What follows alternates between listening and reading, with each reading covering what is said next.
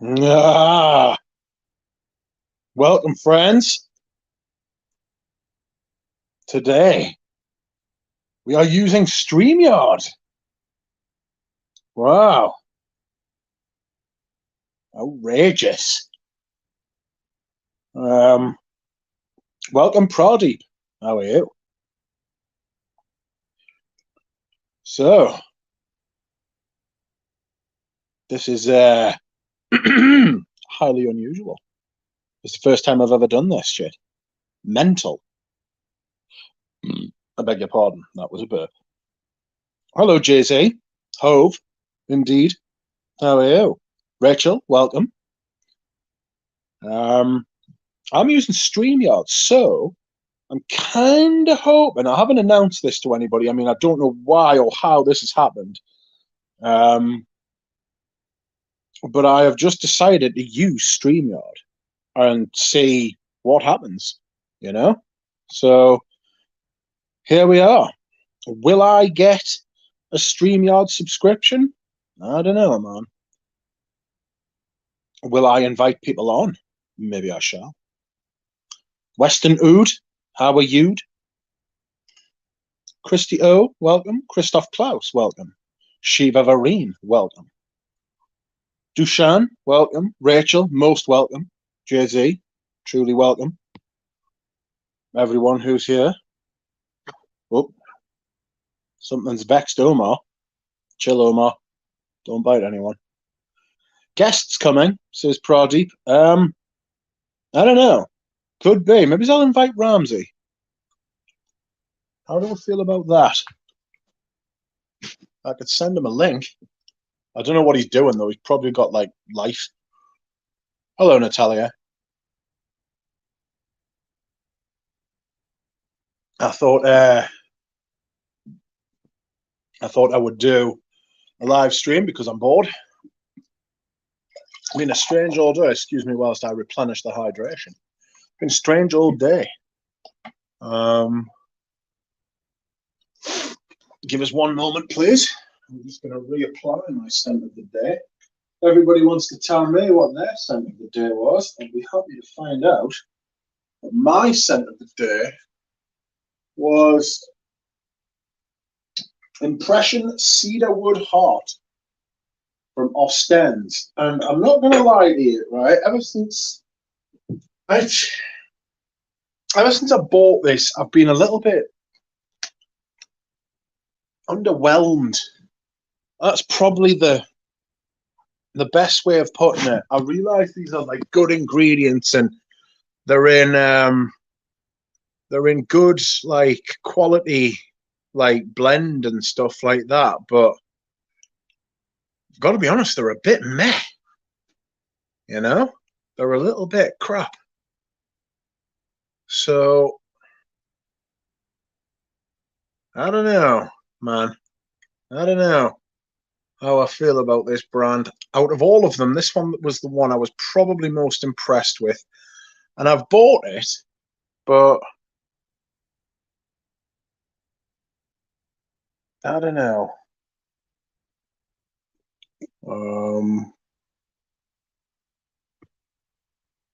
I just do not know.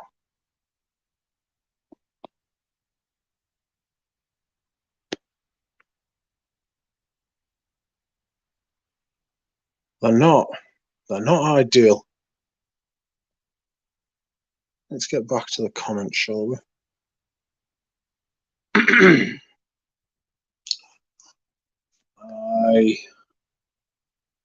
I'm simply playing. There it is. So I'm just playing around with this. I don't think I'm going to keep this stream up. Like I haven't numbered it or anything. It's not like an official stream. I could do afterwards, couldn't I? But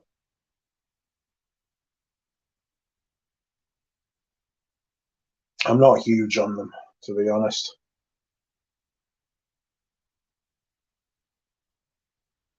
I'm not huge on like messing about with shit and then trying to find out like what I'm doing, and turns out that I'm not doing anything right. So I would prefer to take this down probably. Oh, some very familiar faces here. Let's have a look. We will see.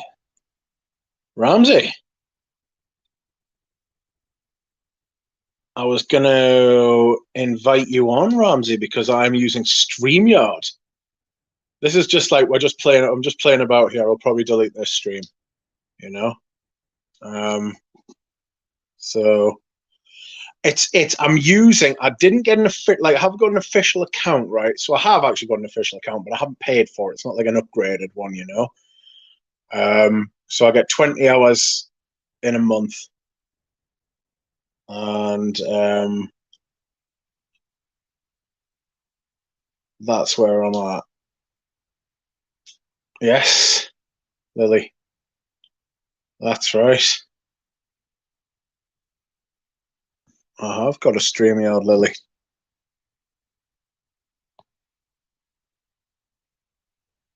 Okay, hold on. Let's see if I can do this without destroying the stream. Please. Oops, I've dropped a Horlicks. Give us one moment. I hope you're still there. All right, let's have a look. Try that, Ramsay.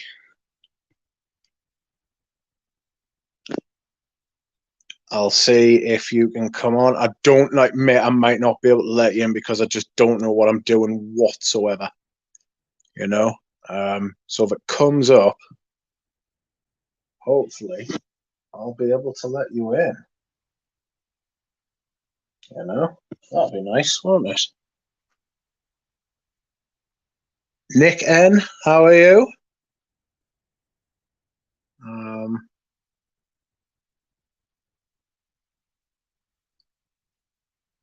I've starred Lily's comment.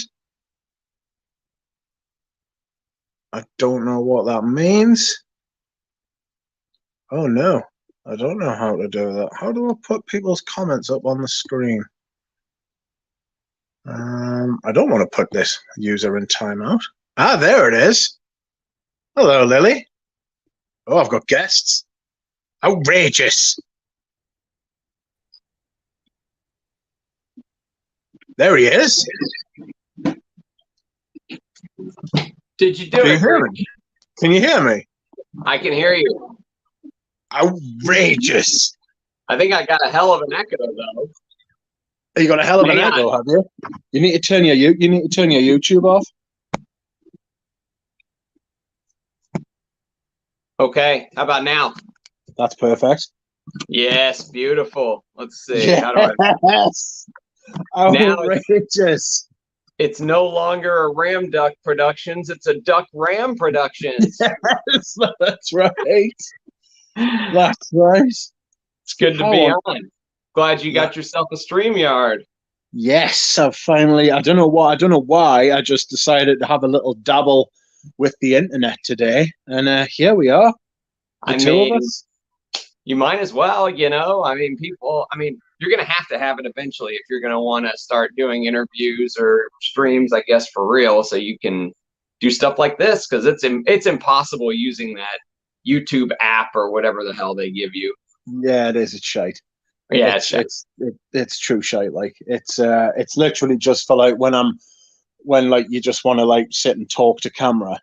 Yeah. You know what I mean? It's a bit useless, really, if we're being honest. I think it's like $250 for a year, or $220 or something like that. I mean, it's not cheap, but when you factor it out over a full year, if you're going to stream regularly, you might as well, you know. Yes, and if you want people to start like sending money in and stuff like that, you probably get the streams to pay for themselves. You know what I mean?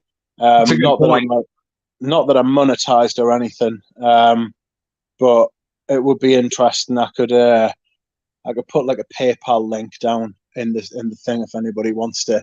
I've thought about doing that for ages, but the problem is once you've done it, you know. So it's like you release the beast, you know. You never know what's going to happen once it's out there, you know. So Yeah. Hang on one sec. I'm going to try to respond to this text and not lose you.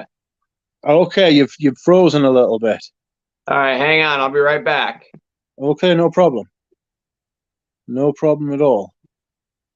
Ramsay All right, has am a I back? text. Yes. Yeah. Yeah. So I have Eugene's fragrance right here and a shirt. Outrageous. And a shirt. I have a Eugene shirt right here. I was gonna do an unboxing on my channel, but I guess I can unbox it right here instead. Oh my God, it's an exclusive. It's an exclusive unboxing. This is outrageous. I'm genuinely excited. I was bored as all hell before. And I was like, oh, Look, what am I going to do? Card. And I'll you know what? you know what else is? I sent Eugene some samples yesterday. Ooh. What did I send him? I sent him. I made a note of it somewhere. Ah, here we go. I sent Eugene. What did I send Eugene? Here it is. I sent Eugene Roja's House Lux. He said, "What does a $3,000 perfume smell like, Ramsay?" I said, "I'll send you some. You can do a first impression on your channel." Yes. And he asked for Balenciaga, the trifecta. He asked for Balenciaga Portos.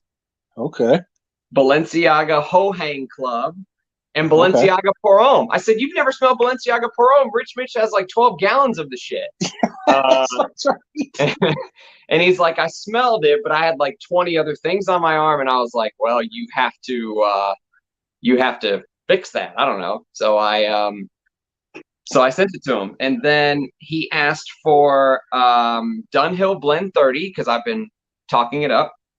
And Maxim's Pour Homme, because that kind of smells like Antaeus to me. And Antaeus Sport. Antaeus Sport cologne, beautiful. I said, "You're going to love Antaeus Sport cologne, Eugene." Yes. I remember talking to Eugene, right? And this was ages ago, like last year, earlier last year, when I first started going on his streams. And he was like, I was like, "Oh, have you ever heard of this place called Enchanté?" And he was like, "No." And then like I sent him a link to it, and I like showed him like the address and stuff, and he was like, "Oh yeah, I've been there a few times. Like, I used to go into their old store and like do the thing." I was like, "Mate, it's around the corner from you. You've never fucking been there. You've been there like once or twice. You couldn't remember it, and you never bought anything." It was like, yeah. I didn't realize they had all this like outrageous shit. I was like, ooh, I'd have raided that place years earlier. There would have been nothing left. If I lived around the corner from there, it would have been outrageous. There's nothing like that place in England. No, there's nothing like that place here. Honestly, there is. I can't think of a single shop that I've ever seen in the United States that has anything on Enchanté. Yeah, there's nothing. It's insane. The thing is there's like 3 in Canada. There's like 3 places. There's Maximum Fragrance. You remember Samir that Eugene used to be shop? I bought something from him. Yeah. Yeah, he's got loads of good stuff in, right? Yeah. Then there's Catherine from Le Parfumier, and I've bought loads of stuff off them as well. They've got loads of great stuff. They do. Then, their prices have. Yeah, their prices have increased like above and beyond what inflation has dictated. Yeah. It's apparently Michael Harness bought their last 2 bottles of Koros as well. Really? Yeah, he sent. I'm sure I saw a message on one of me. It was either my stream or someone else's the other day, and he was like, "Oh, I got that last 2 bottles of Koros," and I was like, "Oh, it's just nice to know that they're there." Do you know what I mean? But now they're not. That's right. I got a Parfums Corp tester bottle Koros 100 ml from them, and it's the only Parfums Corp version I have. But I found another bottle recently with the silver shoulder, so that makes 5 bottles of Koros. So I feel like I can wear it, without any worry. Yeah, I have got. I don't know. In fact, we can go and have a look if you want. While you're doing that, let me show you the shirt, shall we? Yes, please do it. Do your unboxing. Let's see. What do we have here? We've got a large. I got a large, which I probably could go for a medium because I'm a little slim around the waist, but he only had large. So I said, sure, I'll take a large with the Eugene Quatrefoil. I'm excited about that. I'm going to wear it tomorrow when I talk about his fragrance, which I'm very excited to talk about. Oh, no, there's no fragrance in here. Oh, no. I'm just kidding. It's right here. Oh, shit. Jesus.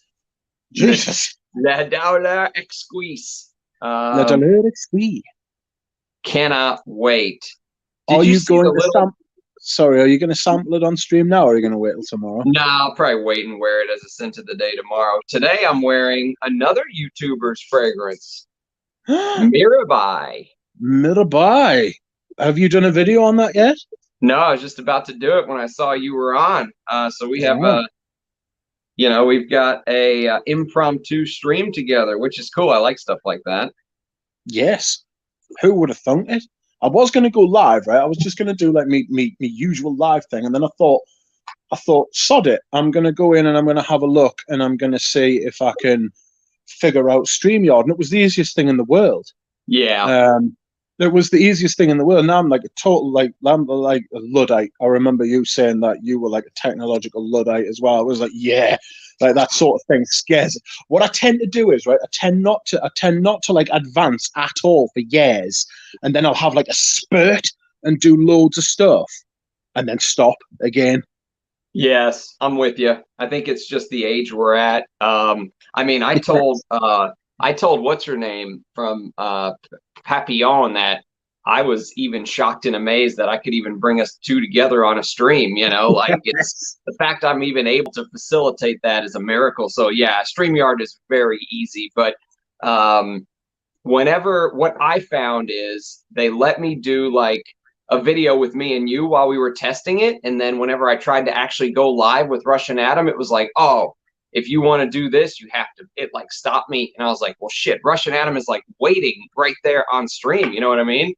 Yeah. So I was like, I have to do it. Like, give me 5 minutes. Let me just put my credit card in, Adam. And I put it all in, and that's it. They got me. But I'm fine with it. I'm glad I have it now. So.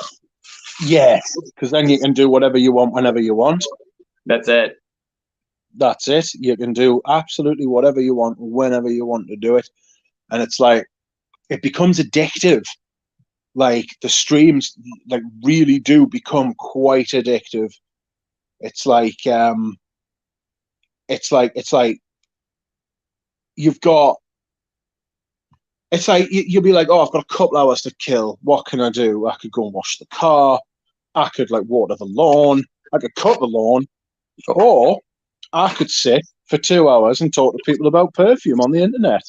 Well, the other thing is a 2-hour stream. I've noticed that when I stream, like when me and you did the first round of the Ram Duck Productions, a 2-hour stream between me and you turned into a 5-hour stream because Eugene then hopped on, and it's just so easy to just keep on going, Yeah.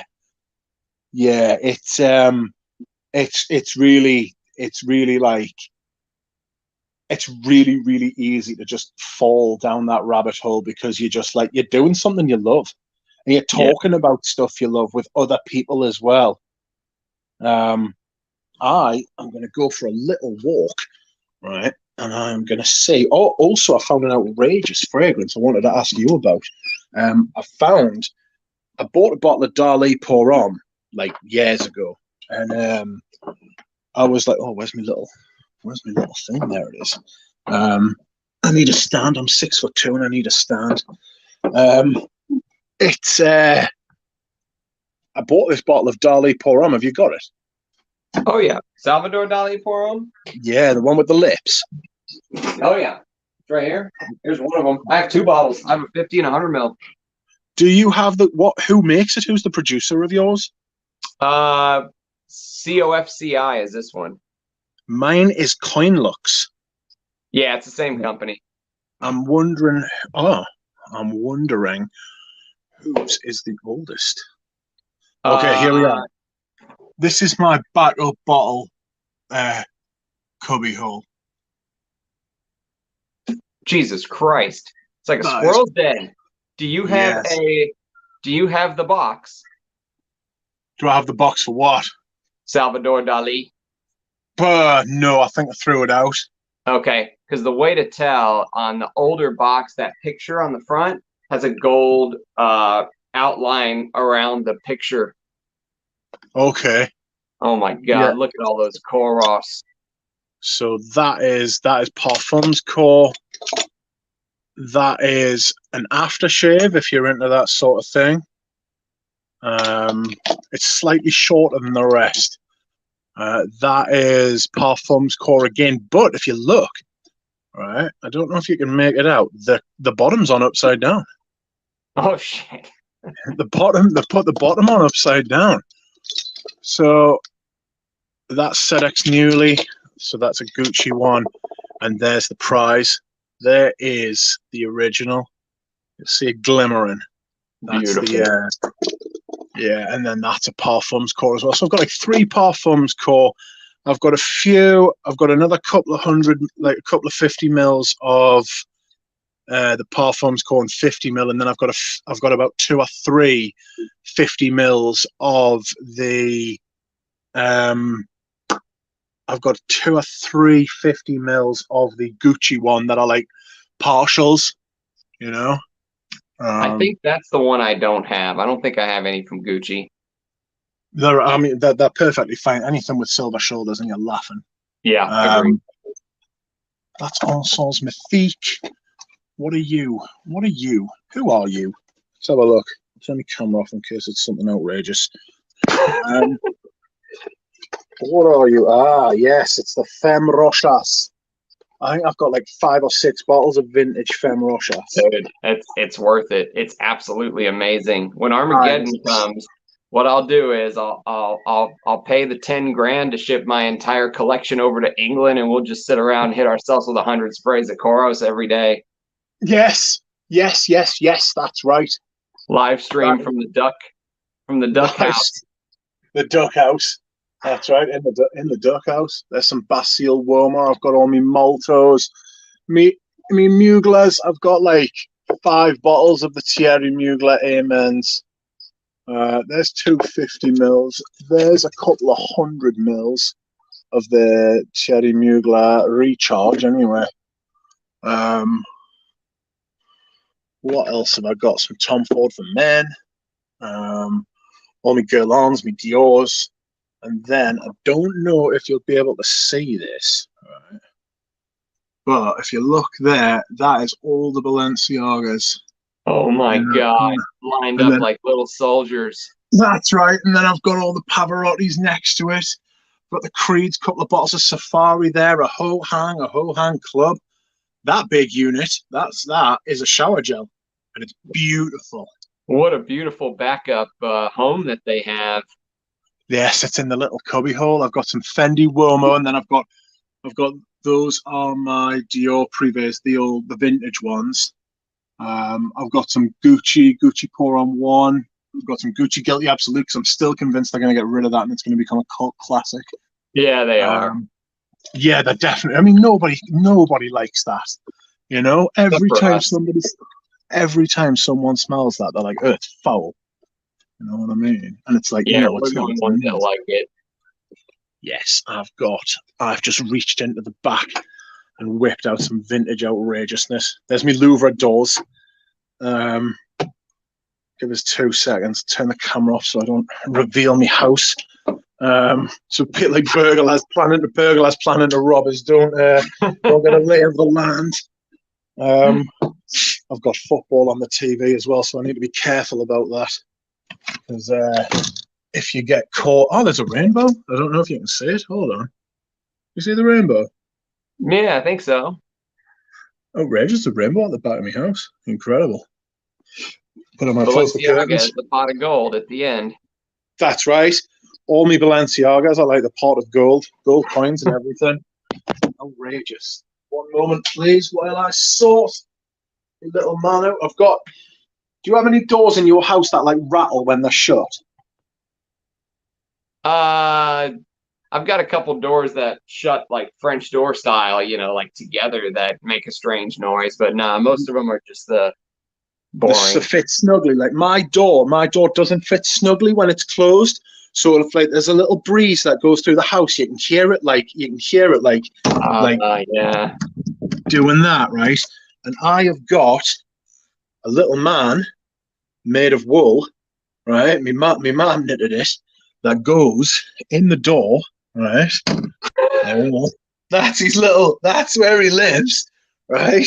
And he keeps me door from rattling, and it's absolutely brilliant. That's perfect. It is. It's a perfect little contraption. Just one moment. So, you ever douse him in perfume? Do I want to douse him in perfume? He is made of wool, to be fair. The projection, no, not the projection. The longevity would be sensational. Oh, it would last till next year. Yes, I had some Ambra Sultan I had some Ambra Sultan on like my woolly jumper, and I could only ever wear it when I was wearing Ambra Sultan because it stayed there for ages. Washed it like 2 or 3 times, wouldn't come out. You know, that happened to me with Promise. Yes, Promise will do that on your skin though. Dude. There is Salvador Dali, and mine is made by Coffin Lux, made in France. Salvador Dali. Oh, you can't see because my camera's absolute dross. Salvador Dali Foundation Gala. So my 100 ml bottle, I think, is even older than this one, and there's no sticker on the bottom. They've literally just put the numbers on the bottom of the bottle. So I think I don't think it matters as long as it's from one of the ones that have the gold outline around the painting on the box. I think they're all the same. I wish I hadn't. It's not ideal. It's all right. It's just I'm not a huge fan. It reminds me a bit of One Man Show. Really? Yeah, I get this kind of, or maybe the gold edition one. It's got this kind of sock vibe. The gold edition is awful. Oh, it's rancid. Oh my giddy aunt. It's absolutely foul. It's one of the worst fragrances I've ever smelled. Yeah, it is. It's absolutely minging. I remember I went out with Richie G once, and he was wearing it, and it was like it was giving it the Bogart. You know what I mean? Like the big Bogart strength, power. And I was like, are you wearing One Man Show Gold Edition? He was like, oh, right, can you smell it? I was like, mate, it's all I can smell. It is all I can smell. It's so strong. Do you get like this very strange modern like dollop of ambroxan in One Man Show Gold Edition mixed in with that old weird vintage vibe? Like it's a very strange perfume. Yeah, it is. It's definitely got the throw of the ambroxan, of that kind of crazy. Yeah, it's like if somebody was like using their powers for evil, and like they decided to make a perfume, you know, like a perfumer was turned over to the dark side, decided to make an evil perfume and make it strong as fuck as well. Yeah, it's terrible. To be fair, I think I would probably give my bottle away. I got it because I wanted to review it, but I just can't wear it. It's so bad. You know, Thomas reviewed this on his channel. Okay. So, I mean, if there are reviews out there, if you guys are interested, but I don't know if I have the intestinal fortitude to even hit the sprayer on this again. It is so rank. It's grim. I mean, of that there can be no doubt. You know, it's really very bad.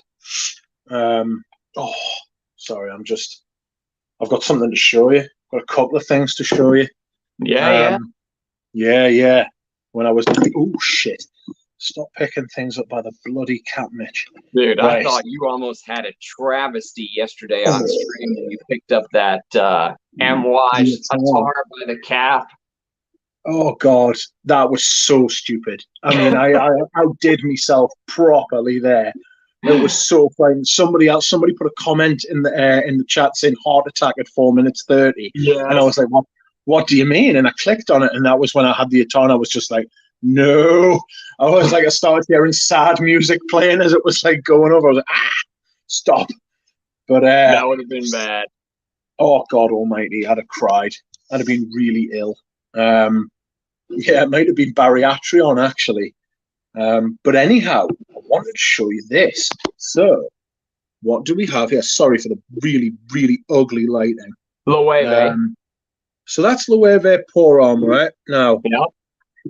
I need, how do you set the cam up so that it's on just my... Click on the picture. Click on your picture and hit maximize. Uh-oh. Rich, did you yeah, I think your feathers closed yourself out.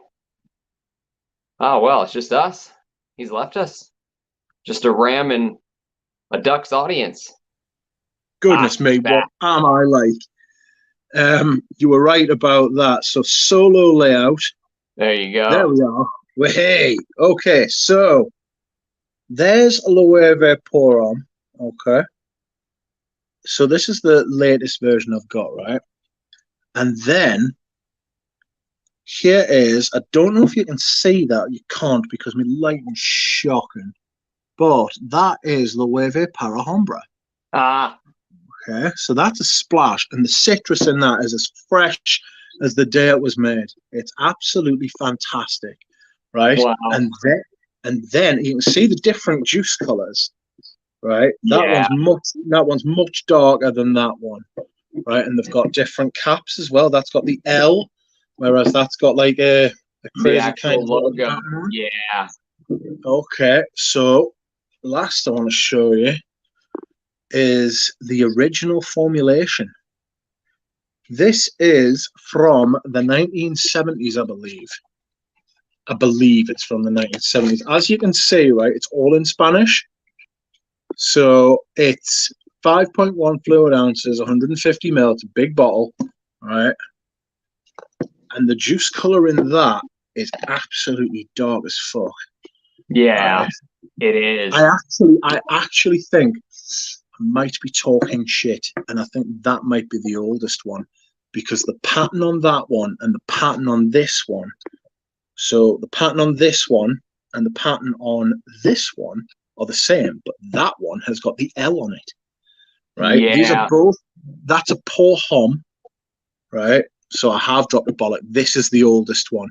Yeah, it must be the oldest. That makes sense. This is 150 mil. That's 180 mil. That one. This is 150, and I forget what size you are. What size are you? Tell me. I think it's 150. I mean, I've got enough of this juice to last us a lifetime. That's a lot of juice that they gave you in those bottles. Yeah. Absolutely. This was made in Italy, apparently. Oh, no, the bottle was made in Spain, but I think it was sold from Italy. But I'm going to spray this one, this vintage. One moment, please. How do I get you back on? Just exit slowly. Yep. There you go. Back. Okay. Oh, have you ever tried this? Never smelled it. Oh my God! That's got right up my chops. I'll send you a sample of each so you can test them. Nice. These are the only Loewe's I've ever tried. The Essentia. That's lovely. I love that. Which I love. I love this stuff. And so apparently what they did is they took this bottle and they put it in this bottle, this new one, this normal LVMH BS to save money on bottles. So they're all in these now with just a different sticker. Have you ever smelled this? 001 Man. Not off the top of my head, no. I might have done, but I can't remember it. It's really good for a designer. Okay, so if you like Dior Homme and you want to try something like a different take on Dior Homme, I don't think there's any iris in this, but there's this huge like iris feel because there's carrot seed in here. And Okay. Loewe as a house deserves more love. I mean, if you like stuff like Polo Green, Essentia is a must. I would love to try the Pour Homme because I know you don't like lemon. And for you to pump that up as much as you do, it must be absolutely stunning in the heat. Yeah, oh, it's fabulous in the heat. You would love it. It's still got some bass as well. It's still got some bass.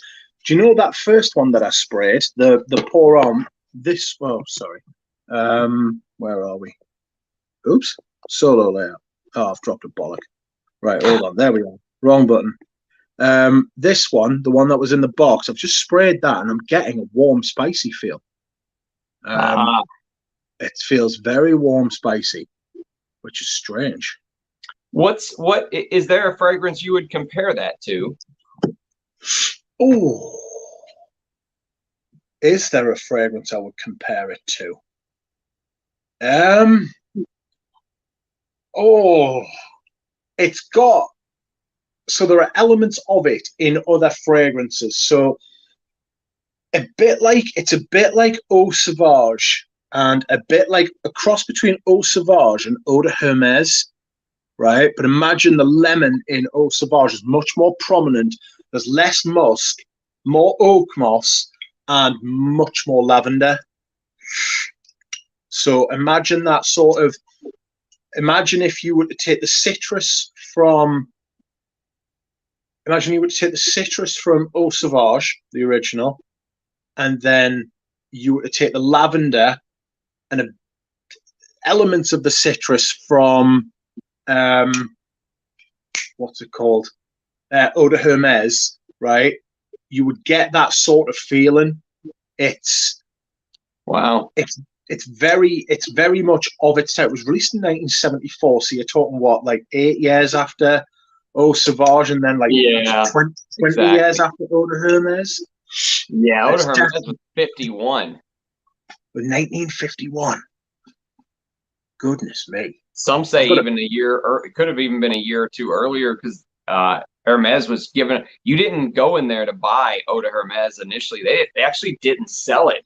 The only way you even got it is when you bought a Hermes bag or some of their leather goods, like a saddle or something. They gave it to you for free as like being a top tier customer, and then people loved it so much that they said, "Oh shit, we better start selling this stuff." People were like demanding it. Yes, I'll show you something else I've got as well. I don't know if you'll be able to make it out, but that is a little 25 ml pewter cap Eau de Hermes. I'm so glad you got that. That's my favorite version of Eau de Hermes. Yeah, I really like it as well. The orange cap, the copper cap, I'm really happy with. I got that bottle off Modicea, big 200 ml. Yeah. And I'm really pleased I got that. I got that at a really good price. It was a partial. It's in great condition. I really love it. But I'm glad I've got this for like reference and to say that I've got, it's a really classy sort of thing as well. Eau de Toilette, 85% volume, 25 ml. It's beautiful. It's not the oldest pewter cap in the world, but it has some age to it. If it's a pewter cap, it's old. It's older than the copper caps from 25 years ago. Yeah, the pewter cap. I think the pewter cap's from the 80s, isn't it? I think so. 70s, 80s, yeah, maybe even early 90s. Yes, that's right. It's really good, though. I mean, that could be, I know that's Thomas's favorite fragrance, and that could easily be a signature scent for me in the summer. Like, I love wearing that stuff in the heat. I don't know why, because I've worn it in the winter and it just doesn't do as much on my skin for some reason. But the way that because it has that like cuminy, like you called it fire water. It has that like dirty citrus vibe to it, but there's cinnamon and spices and all that stuff in there. But it has this like almost like a red hot candy like dirtiness from the cumin and cinnamon, and in the heat, it just. I find it very wearable, even in the heat. That animalic, it never becomes cloying. I think it's Edmund Rudnitska's masterpiece. I think it's his best work. Yes. It's hard to think of anything. I mean, he did Femme Rochas, didn't he? He did Femme. He did Eau Sauvage. You know what I got from him recently that blew my socks? Hang on. Go. Have you ever smelled this? What is it? It's called Ocean Rain by Mario Valentino. I've never heard of that ever in my entire life. Okay, so this is Edmund Rudnitska's very last fragrance that he ever made, ever, before he died. 1990, this came out. Okay. This is so outrageous. So imagine Edmund Rudnitska does a aquatic, okay? But before you jump off the building, imagine that dirtiness from old Eau de Hermes. Yes. Yeah, that you see where I'm going with this? Imagine this old, dirty, like antiseptic vibe, right? Like it's an aquatic, but you know how Edmund Rudnitska's fragrances are always a little unsettling? You know how Roche's Femme has that cumin? Yes. And that cumin that blends in with the plum and the, Chifra Oriental vibe. And Eau de Hermes has that dirty facet. And even some of the other fragrances that he made for Dior, like he did this too. Most people don't remember, but he's credited for doing Miss Dior. And this has a little bit of dirtiness. These older bottles, this has gone through so many reformulations though, but all of his fragrances have this unsettling, like it puts you off, but in a way where if you're the type of person to spray and judge, you'll hate this because it almost has this when you go to the ocean and it kind of smells dirty, like stuff has died in the ocean, that kind of vibe. Yeah, like the ocean's a big place and a lot of shit goes down in the ocean. This has that. It has that very strange, like you're almost smelling like an ocean where a shark just fed on a seal and left part of it out there to, you know what I mean? Like it has that like death vibe, but it also has this 90s aquatic marine vibe. It's absolutely insane, but I usually hate aquatics. And this one just really captured my attention. This and, Creed Zaralfa and stuff like that, I really like. But if you start getting into Edmund Rudnitska, I found this 100 ml bottle from Anuj for under $100. Outrageous. Yeah. Long discontinued. Long. And for people that say, oh, Edmund Rudnitska is the greatest perfumer of all time, this is like a under the radar gem. And what's great is he was old at this time. So he didn't really give a shit what people thought. It was like, hey, I'm the great Edmund Rudnitska, and I'm just going to do what the hell I want. And if people like it, great. And if they don't, so what? And I think this flopped. I don't think anyone bought this in 90 because they wanted more. They wanted more like Calone, more of those aldehydes, those aquatic aldehydes. And he just, he didn't really give it to him. He just did whatever the hell he wanted. But it's great. Yeah, I haven't smelled that. I wasn't aware of the story behind it either. This is the type of content you will acquire from the RAM. You will get backstory. What you were saying there reminded me of a fragrance that I have only a little bottle of though, and that is a Peace Marine by Hermes from the Hermes Essence line. It's an aquatic, right? But it's got this fucking fiery sort of filth at the top, like a hot spice, and it imagine Eau de Hermes, but without the lavender and all of that sort of stuff. But it's got Calone in it, and it's got that sort of aquatic cleanness. It's got that sort of. It very much smells like the baby brother of Eau de Hermes. Not quite as nice, not quite as good, but still it tries. And it's got I've worn hardly any of it. I'm going to really try and wear it before the end of summer. Sorry, I muted myself there. There is the little 15 ml thingy I've got of it. Yes.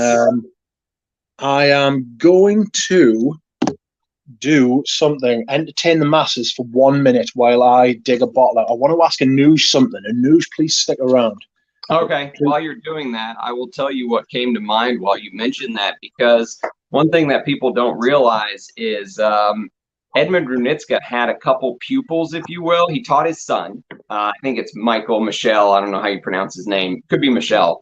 And of course, he taught the great Pierre Bourdon. Pierre Bourdon was like his literal pupil. Like, he got training lessons and went to go see, like, Pierre Bourdon's old man knew Edmund Runitska because he was like the head of the fragrance division at Dior. And so he ended up getting those two together because his son didn't want anything to do with fragrance originally. And his old man ended up getting him to go see Edmund Runitska's like amazing house on the river, and his lavish paintings and lifestyle and all this stuff. But the other student that Edmund Runitska had that was kind of in the background, he didn't get as much official training as Pierre Bourdon. He just got little tips here and there, but he really took to Runitska's tutelage because he didn't get kind of the white glove service that Pierre Bourdon got, was Jean-Claude Elena. And so when you smell like Jean-Claude Elena's declaration, you can really see it's like a real homage, if you will, like a real tribute to Eau de Hermes.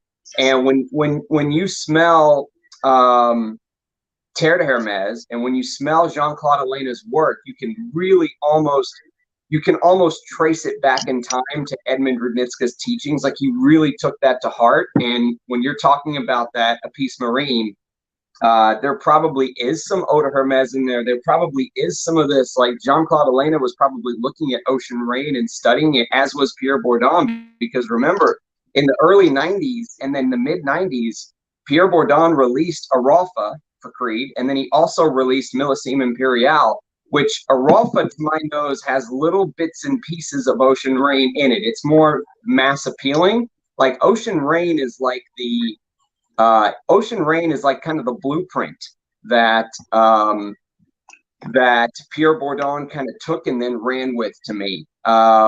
This is too dirty, too animalic, too funky, too antiseptic for the masses. And Pierre Bourdon kind of took it and created his own style. And then he kind of went in his own direction.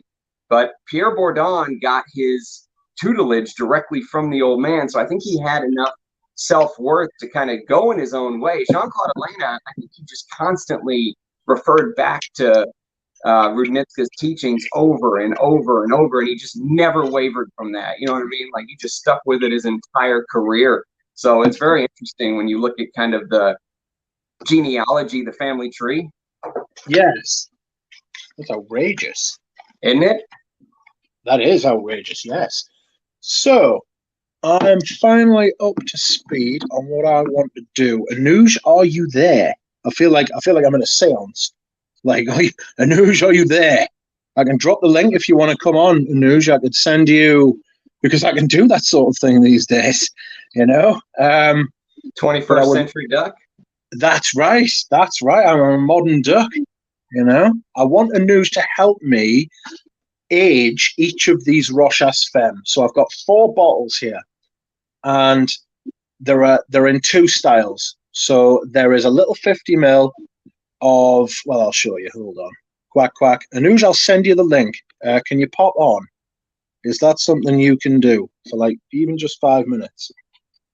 And help me identify these Femme Rocha. I keep muting me on mic instead of putting the camera on. 1 moment, please. So, Eugene, I've sent the link to the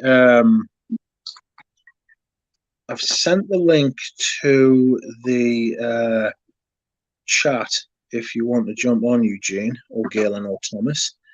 There is my Femme Rochas. Now, the big bottle, right, give us 2 seconds. I'll tell you what, I'll send them the link, and then we can do this properly. Right. 1 moment, please. Enchanté. But of course. There you are, my lord. It doesn't matter. When you send a WhatsApp to Anuj, right, does it not always get delivered straight away? Like, it takes like a couple of minutes for the for the message to get through to him. Sometimes He's probably in the back of the warehouse looking at vintage and discontinued perfumes. But those two, right, are vintage. One of them, the big one's got a gold cap, the small one's got a silver cap, right? And then I've got these as well, which look very similar to Lauda for Men. Yeah, that's a beautiful presentation. Isn't it? That is really 70s. That is like, I mean, I don't know if it's from the 70s, but it looks 70s. You know? You need a flashlight. Like we need to get you a flashlight so you can shine it on these. A spotlight. I need a ring light. Yes, I do need to actually get good lighting. It's appalling because all I'm using is literally my light bulb, which I've just looked at and now I can't see anything. I just blinded myself. Let's have a look. Do we have invite a guest? You can have up to 6 people on screen at once. It's because I haven't got. Can I write in the chat? Post comment. I'm gonna put the link out there for that, Eugene. Hold on. Chat. If that's quicker for you, Anuj, click that. I shan't be letting just anyone on because I don't know what you'll say. I always get scared when Eugene invites randoms on because I'm like, what are these people going to say? Peter Kokorin says, and Mona Diorio. Does that mean that Mona Diorio was trained by Edmund Rudnitzer? Is that what you were saying, Peter? No. Is that true, Peter? That'd be outrageous if it was true. Because, I mean, I don't know if you've ever tried her queer. Her queer is one of my favorite leathers. So I was talking about that just the other day on my channel because I have tried it and I have it right here, but I was wondering if the old bottles that Anuj, what's up? How you doing? How are you guys doing? I'm well, thank you. Well, first question: is there any fucking feedback from my end? No. Perfect. Everything's fine. It's a miracle. You all cured? Getting there still. Like there's only the 3rd or 4th day, I guess, or whatever, right? Something like that. So, but it just, I've been lucky. Our family, wife and I, we didn't get any of the crazy symptoms that you hear about, like just the cough, cold stuff, and into the fatigue. But you know what? To be honest, lucky. So all good. Good to hear it. Yeah. How you guys doing? Good. Yes, I'm well. I'm glad to hear that you're doing well. Ramsay, are you well? I'm well, yeah. You can jump into it with the news, or I can finish what I was going to say on Mona Diorio real quick. Finish what you were going to say about Mona Diorio, and then we will get on to Femme. Do you think that the original bottle that had that champagne cork on it is different from the stuff they're selling now? So I only smelled it once, right? With the old square bottles. Yes. I only smelled it once, and I could not give you an opinion. I just remember it being really green, really salty, and really leathery and smoky. And then when I got that, when I bought my bottle, it was that bottle, and I was unaware it was going to be that bottle. And I was like, oh shit. And I opened it and sprayed it, and I was pleasantly surprised in the fact that it was massive and it was great. So if it has been reformulated, it's a good reformulation, you know? Yeah. But that's I'm afraid I can't offer you. I know Robes had the old bottle. Yeah. I remember he did his review on the old bottle, and I was absolutely gutted because I shit myself when I first opened my box. I was like, oh no. But it was sound. But Anuj, I would like you to help me date these bottles if you can, please. So I've got a 50 ml here, right, with the silver cap though. It looks gold, but it's actually silver. And I've got the big bottle here, which I bought from you, which has got a gold cap on. And it says that 50 ml as well you bought from me. Do you still have the box? Do you still have the box for that 50 ml splash? Probably somewhere, but not with us, because that's the one I'm using. That from what I remember of everything that I've sold you, because I've sold you a whole bunch of the Femme. Those rectangular ones are really old. They're probably like late 80s bottles. But that 50 ml one, the Perfume de Toilette Splash, that's got to be at the latest. It's 1970s. It could be even earlier than that, because that Good heavens. Even a little bit more digging. And when you go to what's that scent stuff? It's not the knockoff of the movie Raiders of the Lost Scent, right? Is that yes? The name, right? So it's a really long read, but you can go through that. But their description for the Rocha brands is really good, and they help to identify a lot of the other stuff they have for like Chanel and stuff. They're very vague. They only look at either bottles or boxes. But if you go to their website and the analysis for Rocha, they give detail on the boxes and the bottles. So that's how I ended up determining that 50 ml Splash is the oldest bottle that you have in your collection, because it's got a 4-digit reference code, not a batch code, but it's got a 4-digit reference code, if I'm not mistaken, on the box. Yes. All right. On the box, there's a code on the bottom of the bottle, but I can't say it. There's something to do with a 4-letter or 4-digit kind of reference number. And according to Raiders, that site, it predates when they started using barcodes. Ooh. And like longer digit codes and stuff. Yes, I'll tell you something else as well that's on here. I'm gonna have to stop using this one because this is the one I've been using. This has got the 90. It's got, if you look, I don't know that you can see because my lighting is absolutely crap, but on the bottom there it says 90 degrees, which is what they used to put before they put percentages. So it's obviously 90. It's obviously 90 degrees. But then this bottle here, this other rounded bottle, is the one I remember talking to you about, and it was Palmer's company from Toronto, Canada distributors. No, it's the other way around. That 50 ml one was the one that had the sticker with the Palmer's company. That's how I know. That's another clue that how old that goddamn bottle is. That 200 ml Splash is also, I guess, a vintage, but it's much later. It's probably a 90s version. Okay.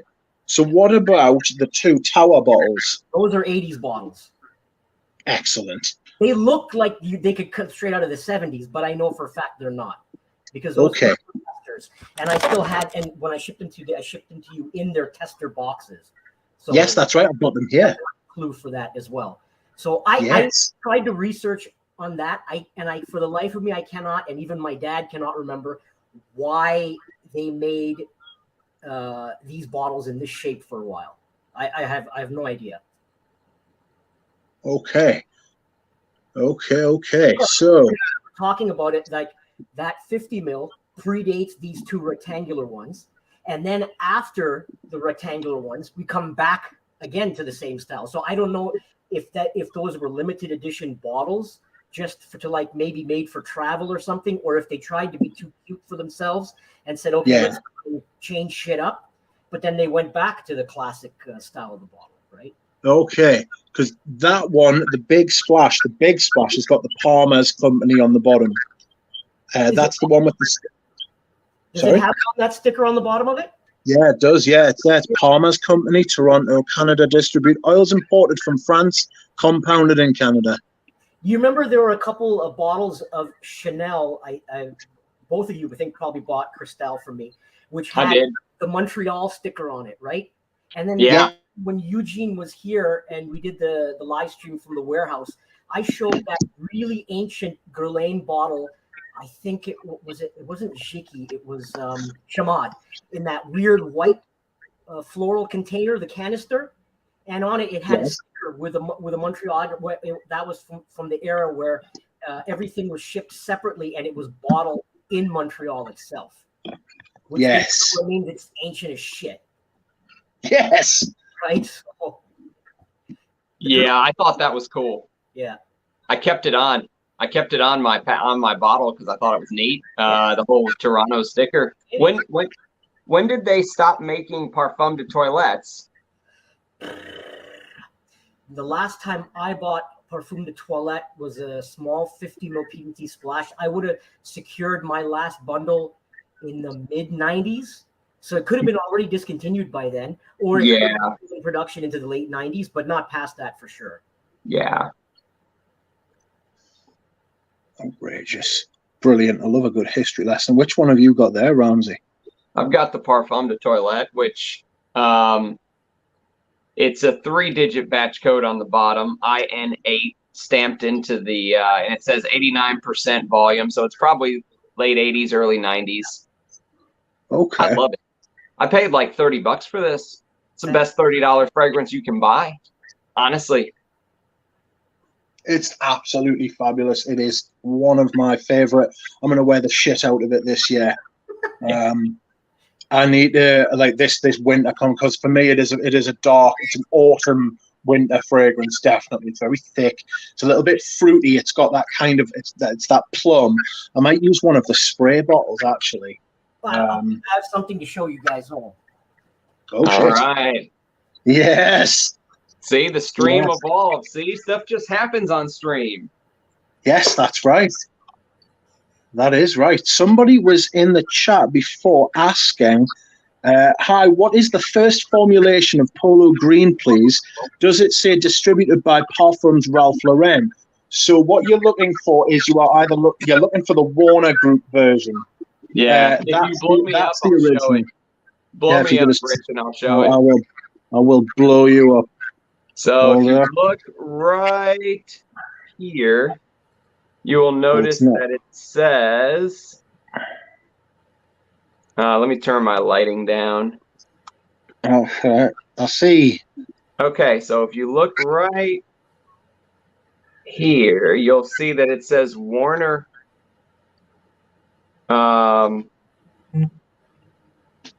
My lighting is maybe a little too high. There we go.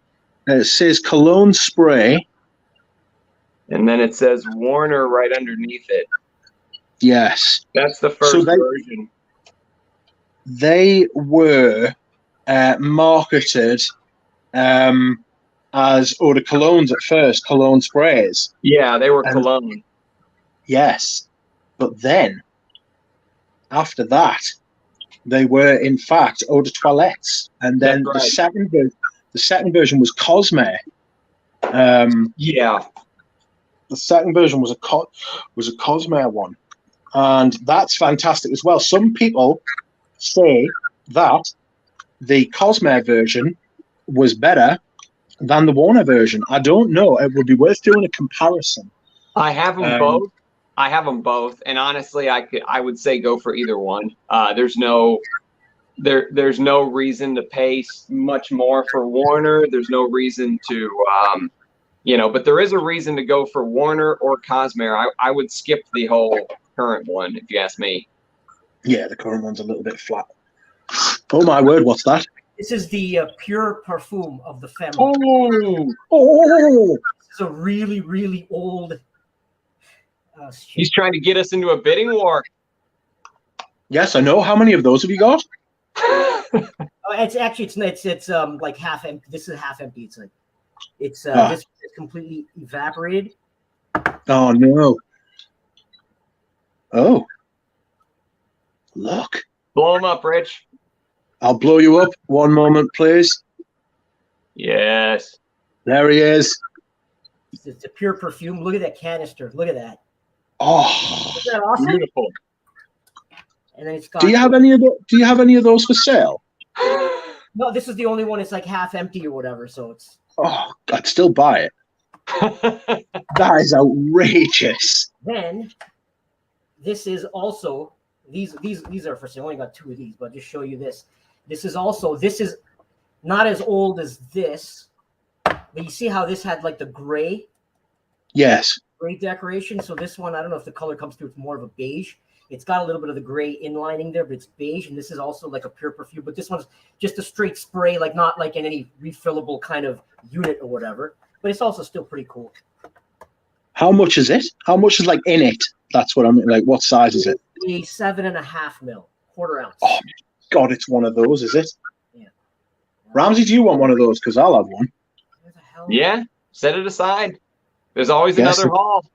I was looking for was I set aside that bottle of Giorgio Beverly Hills VIP Special Reserve. Yes. I set it aside upstairs somewhere, but it's going to take me too long to get it, so that's for another time. But I did set it aside that day when I mentioned on the stream, and you said set it aside. So I've done that. You put it in the RAM corner. Yeah, I'll find it somewhere or whatever. So Yeah, please, I'll take one of those for the pure perfume. I absolutely love this stuff. Yeah, just put it aside. Yes. Anuj, conducting business on your stream. Oh, no, that's it. That's right. That's honestly, it's fantastic. It's like, this is like somebody at the beginning of the stream was like, "Stop shouting, Rich," and I was like, "No, I'm excited." Do you know what I mean? It's like, it's really good. It's hold on, I'll bring everybody back together. There we go. I'm getting back to I need to like try to like just like make my way around and like, calm down. Do you know what I mean? But that is outrageous. If you've got any of that like fat pure perfumes lurking about, I would be like interested in stuff like that. I don't want to buy it. It's surprising how many times the pure perfumes, more than any other concentration, ends up, you find, if it's a vintage, where they end up becoming completely dried out or evaporated. It's a crazy phenomenon that there has to be some kind of common sense to it that I'm just not getting, because we'll take something like the Femme Rochelle. Like, I found that gray one. There's nothing wrong. It's not leaked out into the box at all, but it just dry evaporated out of it. But if any of the other even splash bottles that we had, untouched, nothing wrong with them. And I found this in fragrances. There's a lady's old discontinued fragrance by Christian Lacroix called C'est la Vie. Same concept. All the eau de toilettes and eau de perfumes, perfect. Splashes, sprays, perfect, intact. But the pure perfumes, the splashes and the sprays, half of them we've had to toss because of evaporation.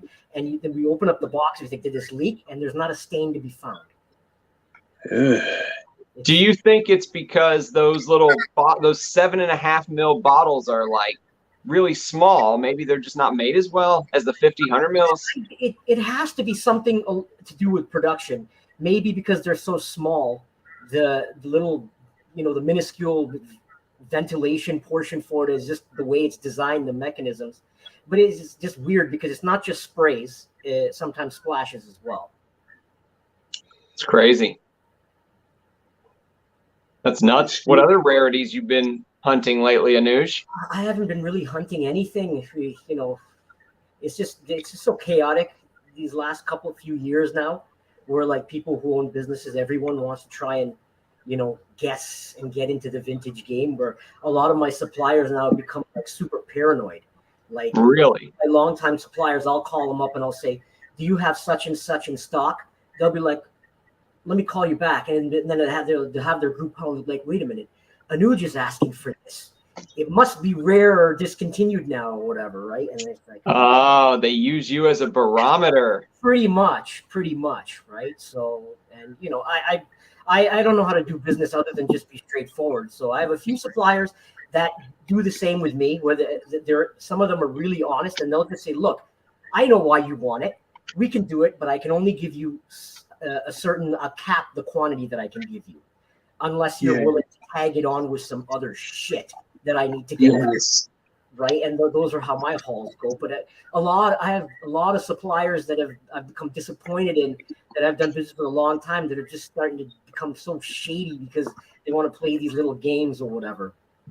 But when instead now, you don't just have 3 or 4 companies knocking on their door asking. Now it's like, every Tom, Dick, and Harry that owns a business, because it's so easy now. You don't even have to have a face brick and mortar store anymore to have a business of any kind, fragrance or whatever. You can just, out of your own basement, you can start a website and go. And so it's just, exploded like that. Yeah. Do you know, you were talking about the Femme Rochas having a 4-letter or a 4-digit code or something like that, reference code on the bottom. So I'm looking, is that on the box or the bottle? The box. If I'm not mistaken, it's on that box, the 50 ml. So this bottle of the 100 ml, the big one that I've got, has the reference on the bottom, 2004. Okay. And it says ref RF dot 01 dot 2004. That I think is different from what was being mentioned in the Raiders blog, because that's just a reference code. But this was it was some kind of Ford. That's why I didn't want to say a reference, because it was the way they phrased it. I can't even remember. It was something. It was like an EMB code, something. It was a four-digit code, but it was on the box. Okay. And they specifically mentioned that as an indicator for that particular age of those styles of bottles. Yeah.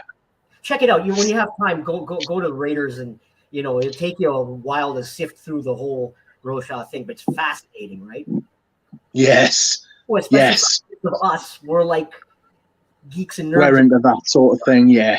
So sit and talk about this sort of thing all day. It's absolutely fascinating. I love it. And to further about what we were just talking about in terms of, like, you asked me what I'm buying and stuff. Another thing that's because the public right now, at least the people who are super passionate, are smarter and more educated than ever.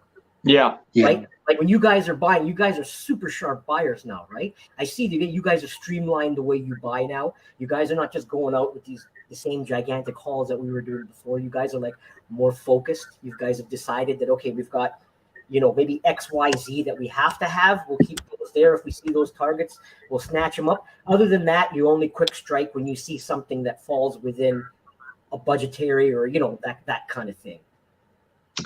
Yeah, I scored a couple things recently. Like I got Dunhill Blend 30, which completely blew my mind. I love that stuff.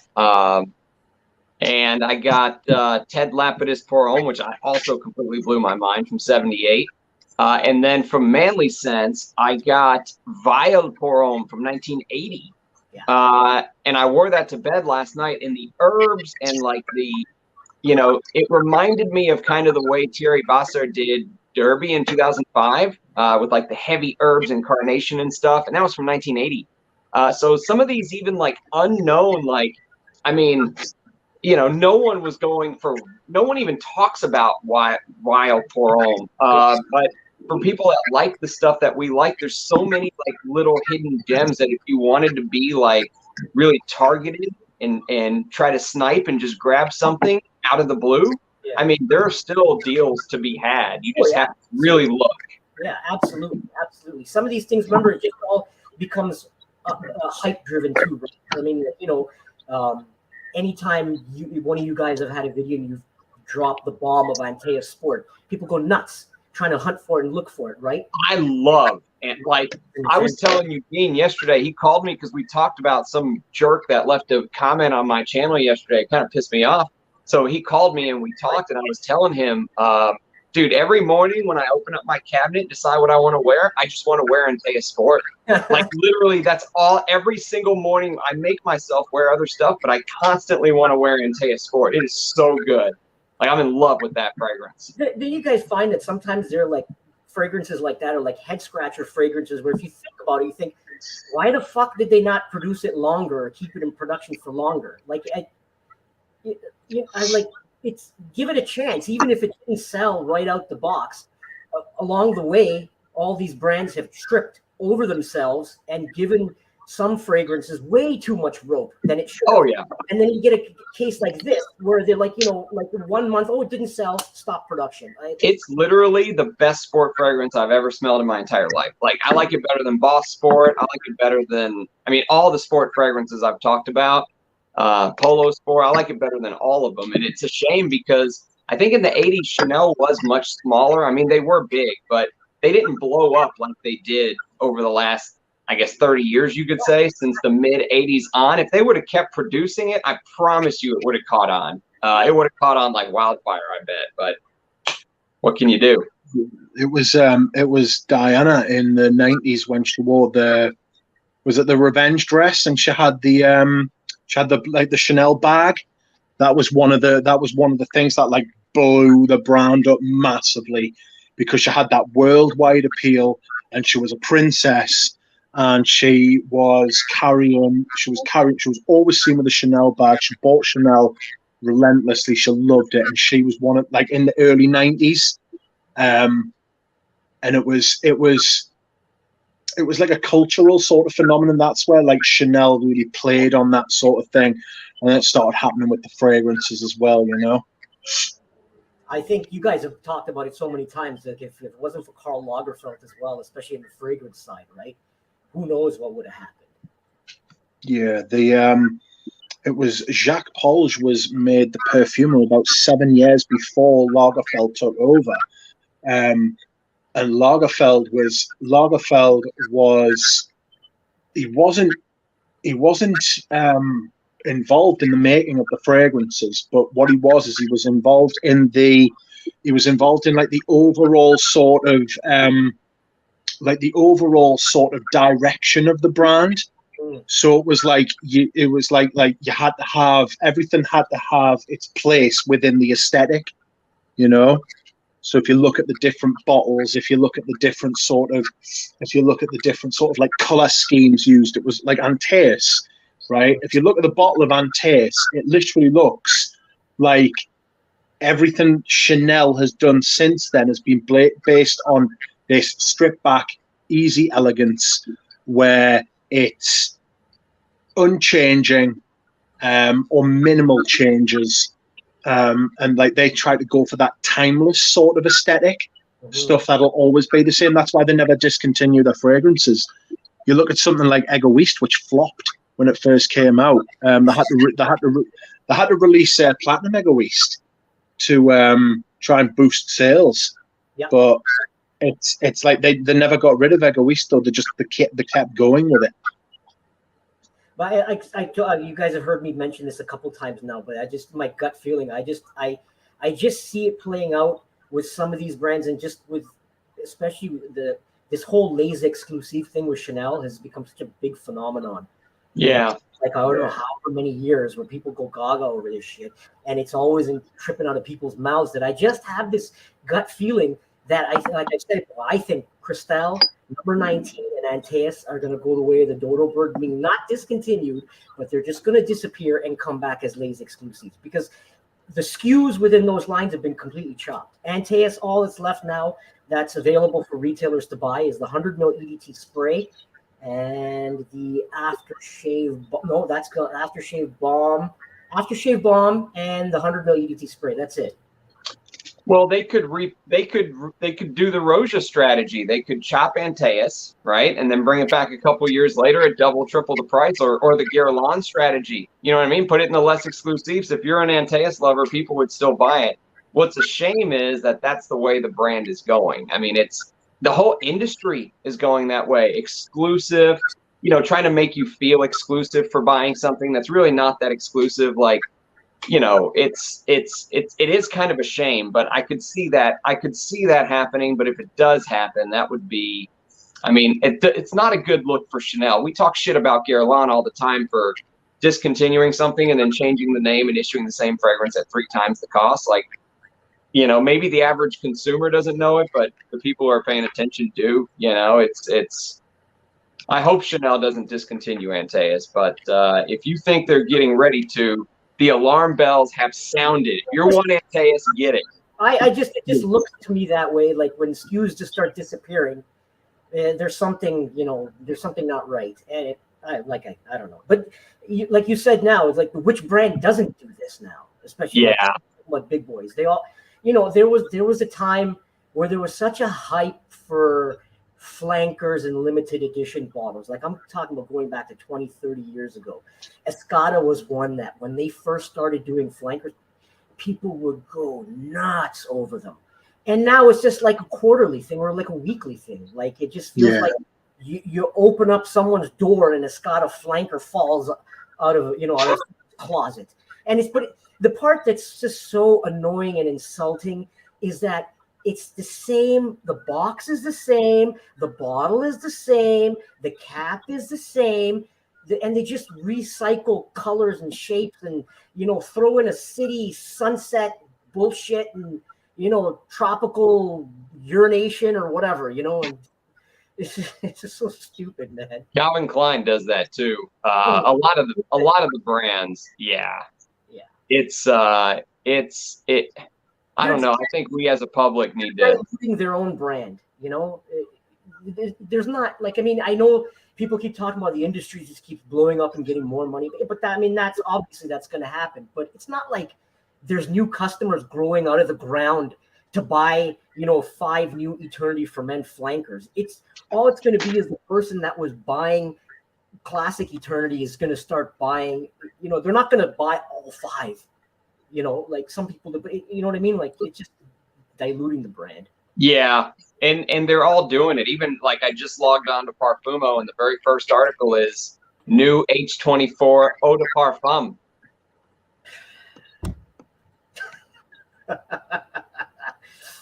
So even Hermes, you know, like the ones that are like, oh, we're Hermes, we're above all of that. They're doing it. There's no getting away from it.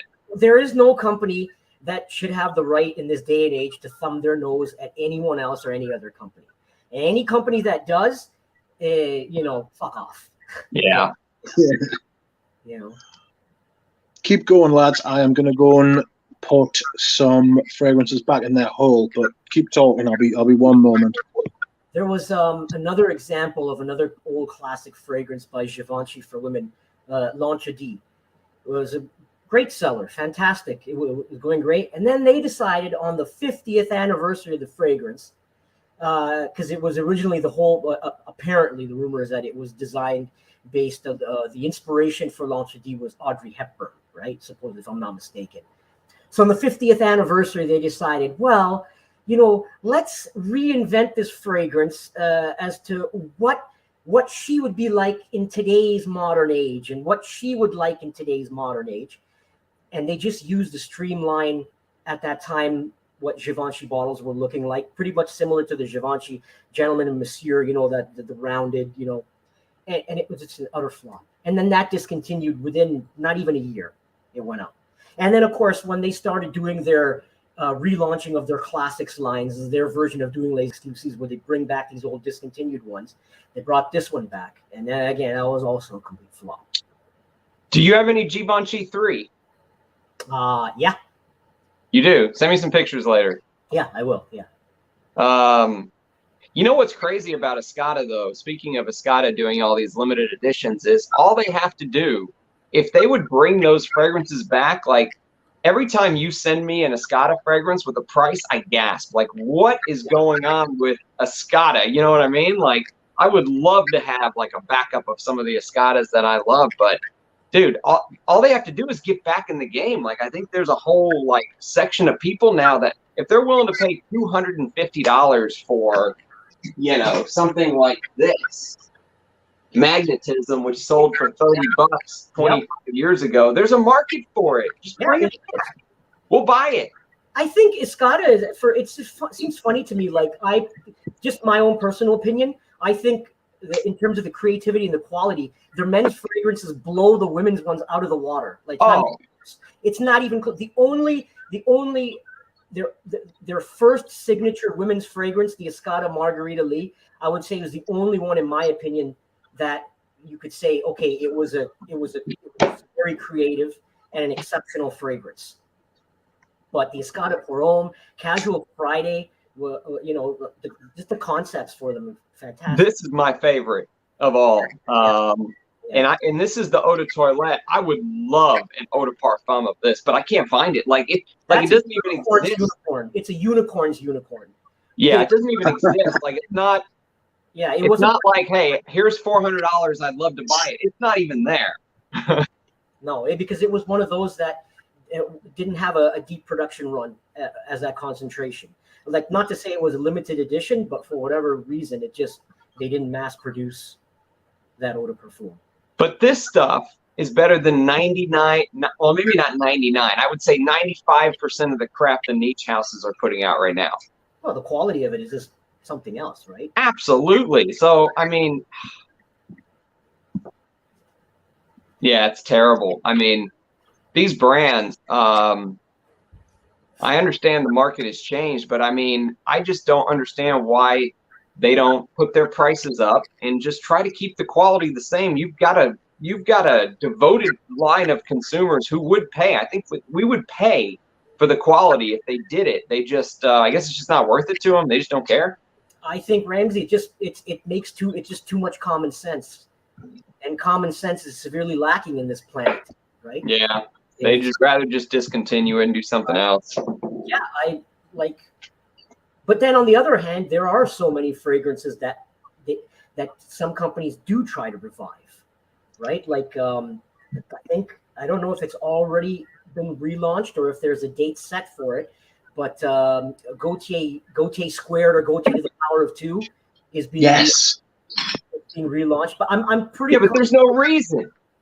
I'm pretty sure it's going to be in a completely new bottle, though, if I'm not mistaken. So I don't think it's going to be revived in that formation. That's just what I think. I'm not sure.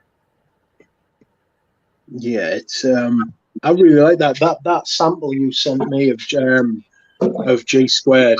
Like, I started off being like, oh, I'm not really bothered about that. And then it just stayed by the side of my bed, and there's something about it. It's totally. I don't know if you've ever been to the MFK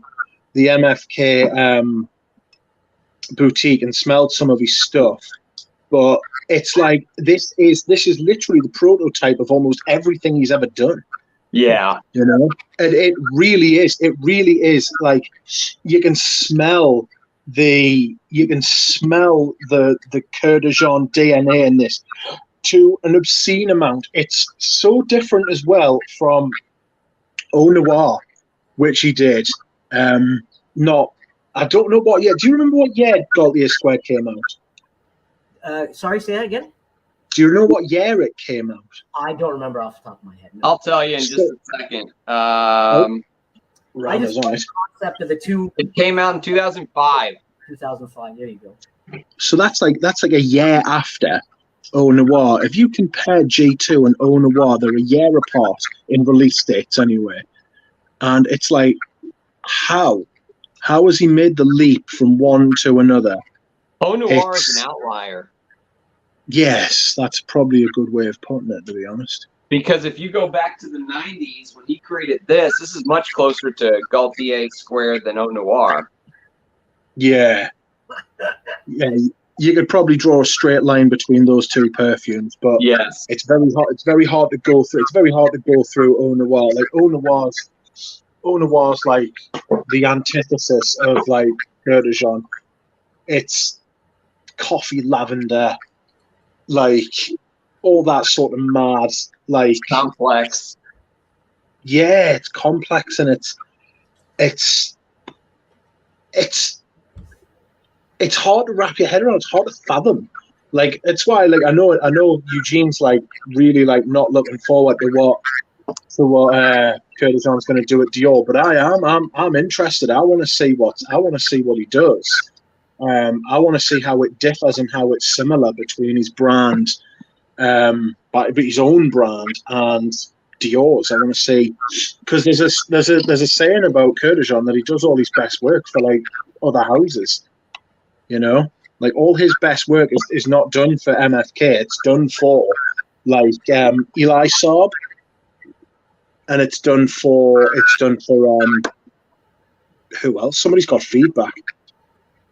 Oh, is it me again? I don't know. It better not be me. I can hear it when I talk, though. I don't know. Anyhow, but yeah, I'm interested to hear. I'm interested to smell what he does at Dior. Those first 3 Les exclusives, I'm going to be smelling those in September and see what they're like. I don't think I'll be buying any though. Well, you both of you said you're streamlined your buying habits and stuff, right? Yes. To be more quality right. over quantity, right? I guess there's a phrase I think I heard Rich you say at one of your streams. It's funny enough, to be honest, and this is the truth. If you remember, over the last 2020 and 21, since I met you, anytime I see anything interesting, I think, oh, Rich might want to buy this. I just start messaging you and sending you random pictures, right?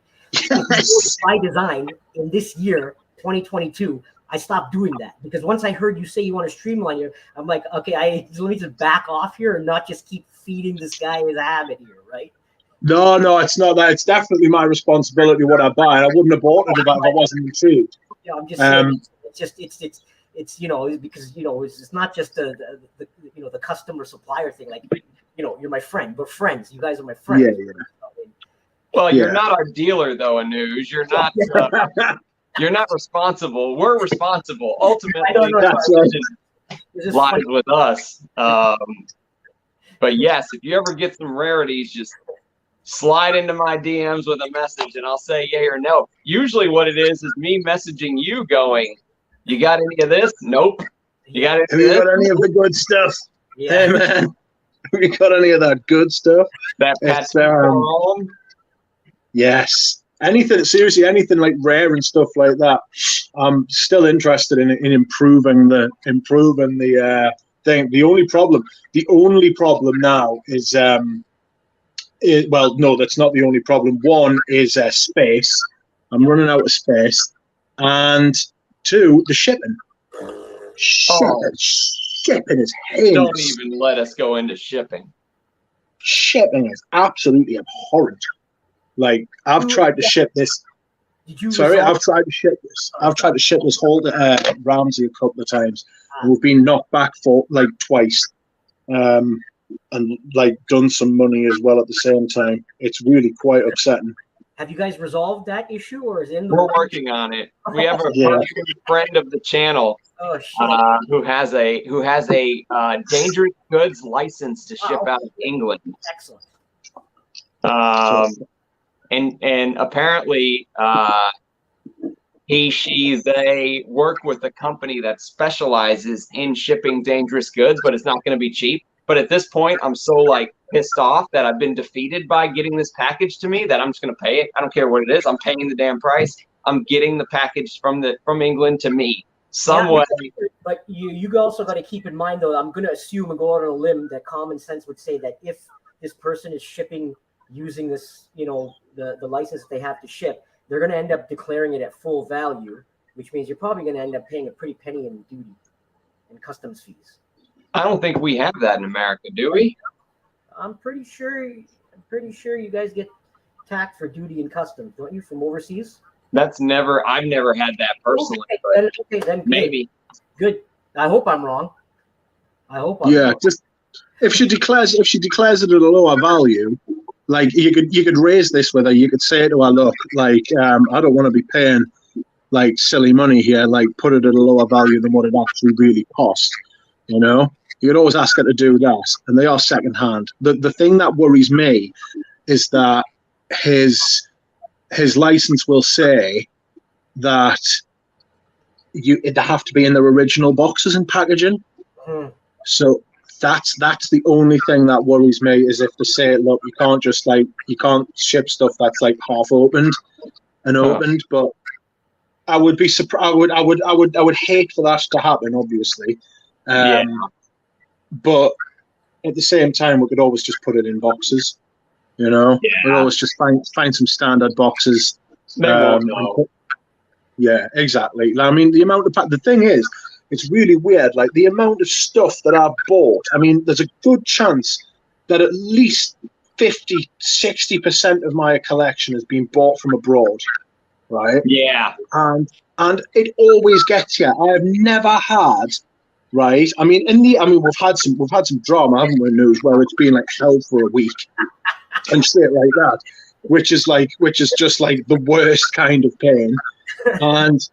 But then it eventually gets you. Like it literally, like the other day when I shipped it, it moved from one town to another town. Right. It moved less than 20 miles. Right. And they were like, sorry, you can't ship this at all. What are you playing at? And it was like, ugh. I got a text message. DHL texted me and said, hey, to, let the driver drop it off without a signature. Click here. Like, I thought that's it. It was through. We made it. I was like, that's it. And then you told me, oh, bad news. I got a phone call. I was like, oh, God. Oh, I knew straight away as well when I saw the number come up. It was an 0191 number, which is like the local number, like for the town over. And I was like, oh, I just know exactly what this is. And it was exactly what it was. Exactly that. What a nightmare. It was a pain in the fucking ass. Not just the cost, but right now, it's for 2022. From my experience, the shipping times has been completely so weird. Like I've shipped parcels within Canada that are taking, like I shipped something to a customer in British Columbia, and it took 10 days longer than I did to ship to somebody. I shipped something to somebody in England, in London, England, and they got it quicker, right? It's, Wow. Yeah. there's no rhyme or reason for it. I've shipped stuff in the U.S. It's gotten to California quicker than to the city of New York, and I don't like it. Just makes no sense. And we've talked about this before with you guys. That ISC hub in Chicago is the biggest dump shithole of a process. Chicago. There, and they just sit there, and there's nothing you can do about it. You can't call anyone. You can't call customers to say what's going on. It can't be touched unless it's like 50 days or something. And there's no rhyme or reason for it. I ordered a package from Italy that took 2.5 months. Ugh. 2.5 months to get to me. Outrageous. The first guy who told me about that Chicago hub. He's like that place is a piece of crap. And it's, sure enough, the guy's 100% bang on. Like, it's such a. So it's affecting your business, I assume. I mean, it's not really, because parcels do get there or whatever, and you just sometimes most people are patient enough if you communicate. Yeah. You get the odd person or whatever that is impatient, but that's their right. When you're paying your hard-earned money, it is your right to do that. But sometimes when it's just out of your hand, it's out of your hand. What's the longest package you ever had? Like that, it took the longest to get there. I shipped a big parcel to someone in Saudi Arabia, to a doctor. Wow. And she was a collector, but she wanted it to go by sea. So it took 4.5 months. Oh, This was about 4 years ago. It took 4.5 months for her to get it. But she got it. By sea? No problems. Yeah, by sea. 4.5 months. Did you have to pay big money for that? Or did she have to pay big money for that? Because Rich and I looked into shipping by boat, and they want a lot. Yeah, no, she paid a boatload. What the amount that she paid for the items, I'd say her shipping was about 50% of that. oh God. Yeah, and it was a big order. That's madness. But conversely, I've had in the past, now it's very rare that I buy stuff from overseas. Once in a blue moon, yes, if the haul is big enough. I had one last year where it came from overseas, but that was like almost a year in the making. But 20, 30 years ago, we were buying all the time from Spain, Holland, France. We shipped by sea by a company called, at the time, it was called Danzis, and I think they merged with DHL years later. But like all the stock that we have of the House of Aubusson, right? We bought all of their stuff right from get-go, from day one, in one giant lot, and it came by sea. And that at that time, this was in 1995 or 1996, and it took 3 or 4 months to get here. Same thing. Outrageous. Yep. So I don't know. What are you gonna do, right? That's right. It's pain. I'm in a perfume wasteland here. I mean, there's nothing around me. So if it wasn't for companies like yours, I wouldn't be able to have amassed the collection that I did. You know what I mean? And also, if it wasn't for the time that I started buying, I don't think I would have had like the funds to buy the stuff that I wanted now, because the prices just went. Yeah. So it's time. It's trying to be a little bit more specific, but yeah, it's crazy what's happened with vintage fragrance. But the industry has done it to themselves. Like, I don't feel bad for them. You know what I mean? Like, people who get into this hobby, they don't want to wear Eros and Sauvage and all that shit, and they don't want to pay thousands for Roja, so they go vintage. You get much more bang for your buck, even with the prices up.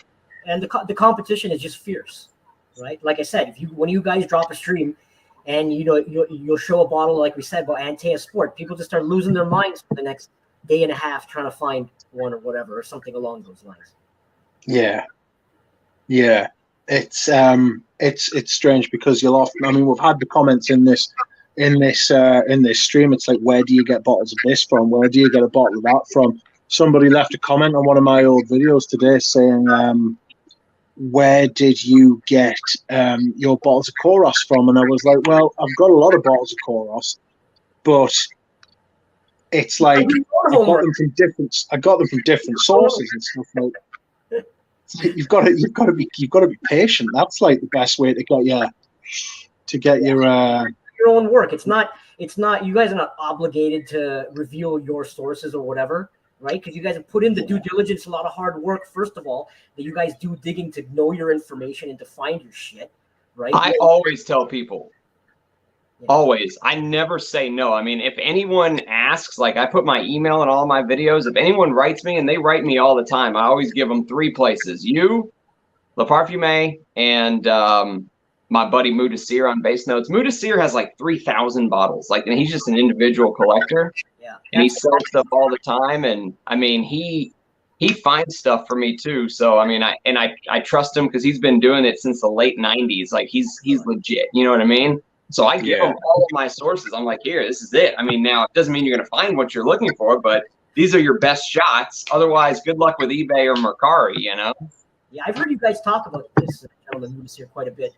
So, and just like from you said, I assume that, okay, if Ramsay's getting this kind of stuff, he must have like a huge collection of shit. Gigantic. And he gets stuff shipped over from Harrods all the time. I have no idea. Very nice. I have no idea his connections, but he's got, I'm getting a 10 ml decant of that new Amouage Royal Tobacco because I want to smell it, but I don't want to buy a bottle. Like, I hate the direction Amouage is going.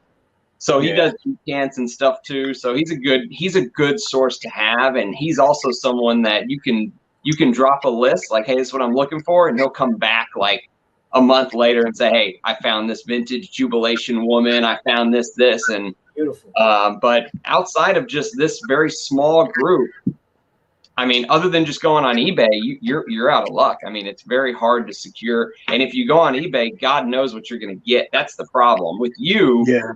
It's a trusted source. You know it was stored properly. You know if you get something and it's not perfect, you'll make it right or try to. You know what I mean? So there's a little bit of a safety net. Yeah, but it's a two-way street too, right? I mean, it's at the same time you guys say, like, you trust me, but I you know, you guys trust me enough as well, right? That I trust you guys as like a two-way street. Don't you guys find that for eBay?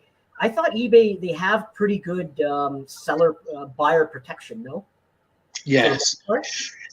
I've found with eBay that you can get some pretty good buyer protection. The thing is with you is it's peace of mind, and anyone who deals in like this kind of thing, it's peace of mind. Like, I know if I buy something from you, it's fine. Everything's gonna be fine. Do you know what I mean? It doesn't matter what actually happens. You know what I mean? It's like, I remember that Monsieur Carvin I got, and I was like, oh great, like I've got it, but it didn't spray it for ages, and then one day I decided to wear it, and I was like, good Lord, what is wrong? And it was just a parcel, and it was just a case, just texted me. I was like, oh mate, and it was that aerosol spray too, right? With the spray. Yes. I don't know how people wore those. I don't understand how men wore those. Like, it's just like, oh man, it's like it was rough. It was rough. It's somebody's asking in the chat. Anuj is a great dude, but has anyone ever been ripped off on eBay? I have never had an issue. I once bought a bottle of Gucci Rush. It was my first impression video, and I wasn't ripped off, but I got it, opened it, sprayed it, and there was nothing. Like, there was like nothing there. And I didn't even get back in touch with the lady who sold it. I just got back in touch with eBay, and I was like, I need to return this. And they were like, fine, just send it back and we'll give you your money back. So like, they're trying to be as good. I've started selling a few things on eBay as well that I never wore, like those Rogers. And it's like, the fees are like 10% at least. And then what is it as well? If you're a seller, I would much rather be a buyer than a seller on eBay. You know, I'd much rather be a buyer. They're very hard on their sellers. Speaking of Gucci Rush for men, in terms of just the production of the physical production, probably I would say easily top 5 worst created fragrances in terms of the production. The stupid concept of the plastic. They tried to get too cute on the women's version and say, well, we'll make a men's version comparable to that, you know, with a plastic casing. But if you guys remember the way it's made with those two cheesy plates on each side with the cheapest glue ever used in the history of fragrance production, when those plates fall off, you just see like 4 globs of stupid glue. It looks like glue that you used in kindergarten. You know, yes, it does look like something a child made. You know, when you do finger painting and then they want you to tape stuff up on the wall and stuff like that, and they're just shit glue. What a joke, man! What a joke of a fragrance that was. Yes. eBay is definitely better than Mercari. Mercari is very hard to return stuff. Like if you buy something on Mercari, you own it. Like I bought a bottle of Obsession for women and it was bad and I tried to return it and they were zero help. And actually because of that, I won't buy from Mercari anymore. So is that kind of like Etsy, or is it a cross between Etsy and eBay? Because I have no clue. I've heard of I keep hearing about this Mercari, but I don't know what the hell it is. I think it's only in the United States too, but I could be wrong. But yeah, Ramsay, you sound like you're underwater, mate. Oh, is it back? Yeah, it's back. It's back. It always happens, and then it just goes away. Watch, it'll just go away. Yes, and it's we don't have Mercari over here. We do have Etsy. The thing I have with eBay as well is I've had my account for 10 years and I've bought stuff a lot, spent a lot of money, but I tried to set up like a selling account and I'm only allowed to list items worth up to £650 a month. So when you're dealing with fragrances, that's 3, 4, 5 fragrances if you're lucky. Sold 4 in like the first 2-3 days.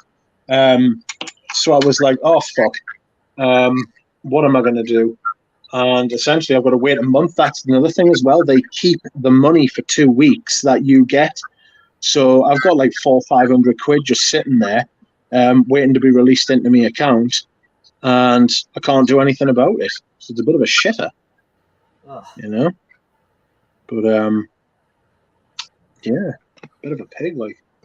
I have something else interesting I want to show you guys. This is a little bit different. Bring it. Yes. Another bidding war. Just put it aside, dude. Don't even show it to me. Just put it in the RAM pile. I'll take it anyway. It's fine. Floral Notes says, someone returned something to me on Mercari saying it wasn't the product photograph. I couldn't dispute it. They were able to return it easy. Oh, dear. All right, so this is actually going to be the opposite of normally I'll show you guys something that you would like. This is something that's probably going to cheese you guys off and disappoint you, is that, I don't know if I mentioned this, but Character by Daniel Hector is still in production in a new formulation. No. Yep. I knew that. Yeah. I did not know that. Yeah, I purposely bought a few bottles just for shits and giggles or whatever, because I was so interested. Because I just wanted to just see it and stuff. Is it shite?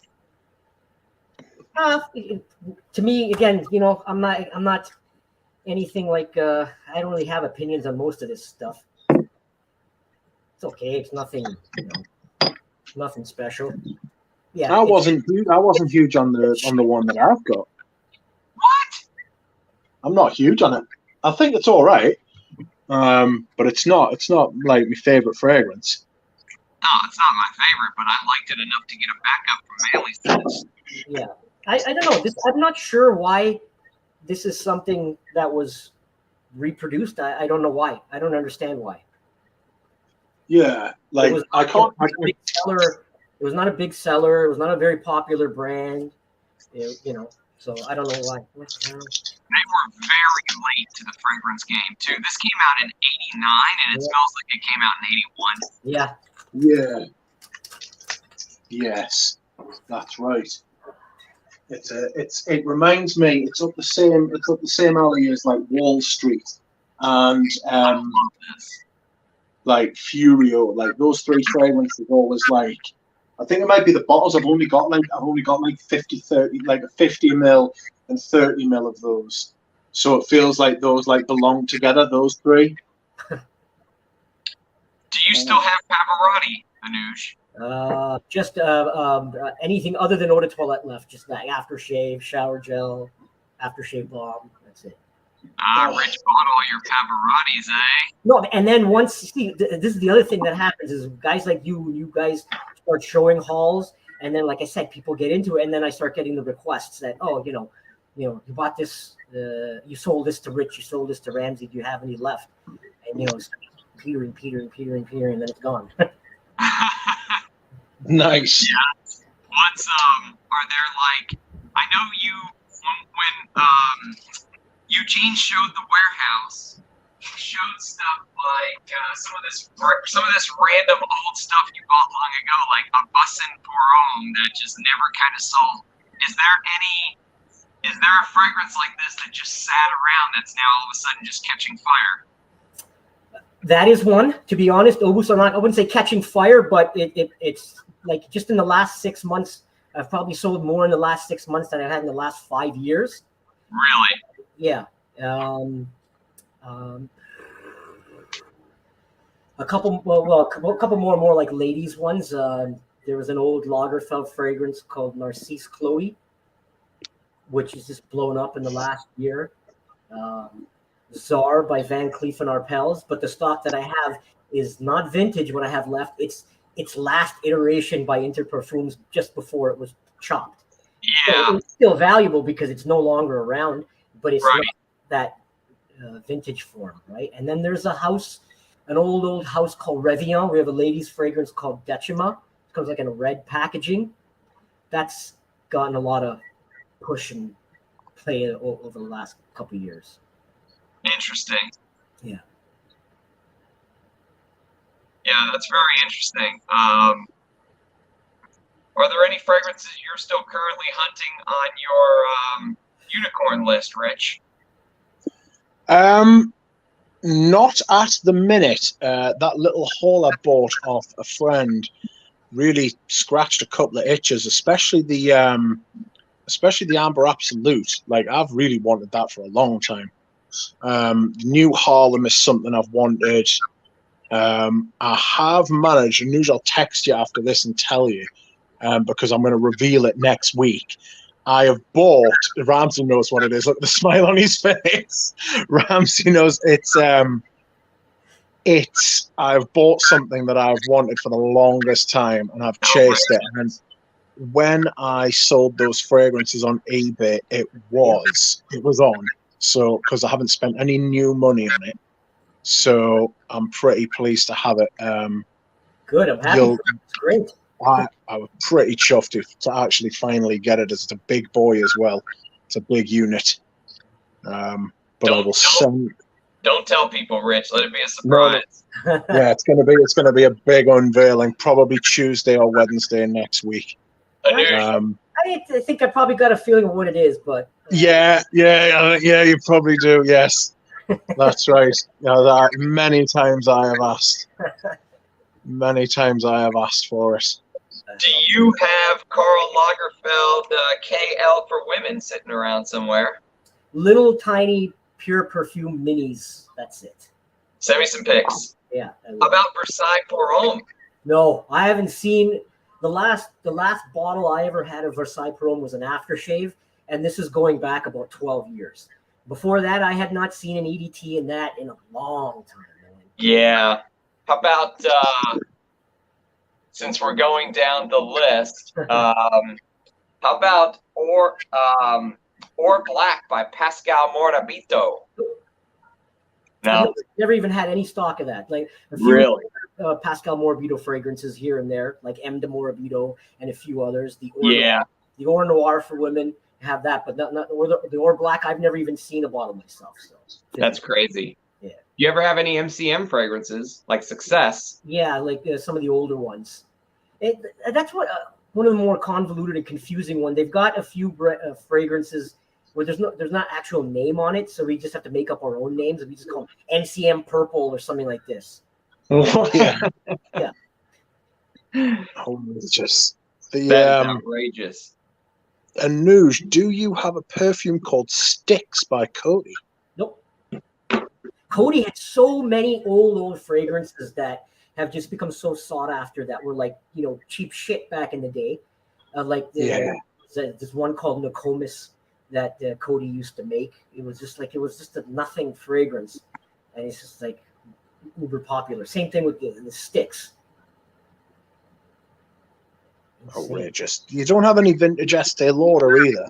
No. For the longest time, we had never carried Estee Lauder products.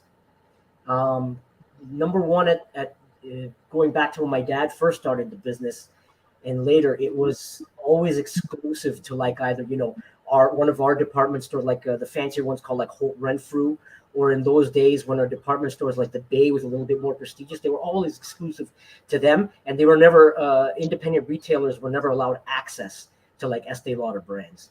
And then by the time the market loosened up, the appeal was just not there for that. And then it was all just more modern stock anyways, which is not our thing anyways. So. How about Revlon Pour Homme from 77? Nope. No. See, this is the kind of stuff we usually do on chat is, how about this? Nope. Yeah. How about this? Nope.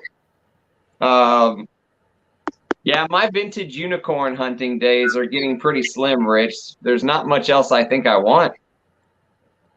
It's hard to imagine. I mean, the stuff that'll be there. Hello, Lily. I can see you backstage. Oh, she's gone. I saw Lily. Hello. Yeah, there's very little stuff. I've got a couple of things Anuj asked Anuj to set aside for us. The Roadster.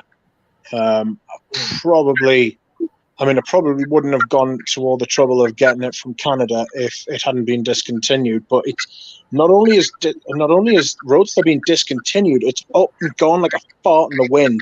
Yeah. Like, it's very hard to find now. Like, there's hardly anything. And Anuj, you've got some 50 ml bottles, haven't you? Yeah, I don't know why. That's another one of these head scratchers. Like, I don't know. Maybe I'm dumb, but what the hell was wrong with it that it needed to be discontinued? The bottle itself is beautiful. Even if you didn't like the fragrance, you know, you just buy that just for the fucking bottle. It's beautiful bottle, man. Like it, and the fragrance itself is pretty good, right? I mean, yeah, I love it. I absolutely love it. Like, me and Ramsay have been crowing about it recently. It's fabulous fragrance. But if anybody wants a bottle, I think Anuj has got some. Right, they did Roadster Sport, so it's not like something happened to the mold of the bottles. That's out of the equation. So, you know, the capability is there. So, but I don't know. Manly sent me a decant of Missoni Uomo. I know you sent it to me, and I said no before. Do you still have it? Oh, we've got lots of Missoni Uomo. All right, send me a picture later. This here, right? Outrageous, Missoni Uomo. Missoni Uomo. That's right. Oh. Send it to me. Outrageous. You got to keep Anuj well fed. Is there yes? Is Missoni Pour Homme the one that had the two atomizers on each end? It had an atomizer. Moschino. Moschino. That was a crazy bottle. I think we only had like one or two in stock. The box was about 3 times the size of the normal Moschino Pour Homme, because it was just so. I think the concept of the whole fragrance is like a playing card, right? Like, you know, you like an ace or a jack you got on one side, and then on the bottom side of the card. So that's that dual spray thing was kind of supposed to mimic that. Yeah, there you go. Jonathan says that he's on the hunt for Cheruti Pour Homme. Do you have any of that? No. I've never heard of that. Again, just after. Yes. Yeah, I'm sure you've heard of Cheruti Pour Homme. Yeah, I've heard of Cheruti Pour Homme. Yeah, that's right. I have. I don't know that I've ever smelled it. I've heard of it. And Manly sent us saying, Rich, I even sent you a sample of Missoni. You did. That's right. I am snowed under with samples, though. I know Ramsay was saying the same thing the other day. It's like I've got enough samples to last us for years. You know, like I could wear a different sample every day and not run out for like well over a year. I've got so many. I want to start like some of the sample sets I've got that I've gone through, like the zoologist ones. I thought about doing like a giveaway, you know, just on the channel. Everybody, like, I don't know if I'd be able to send them like overseas and stuff like that. Oh, nightmare. Oh, I know that's the problem.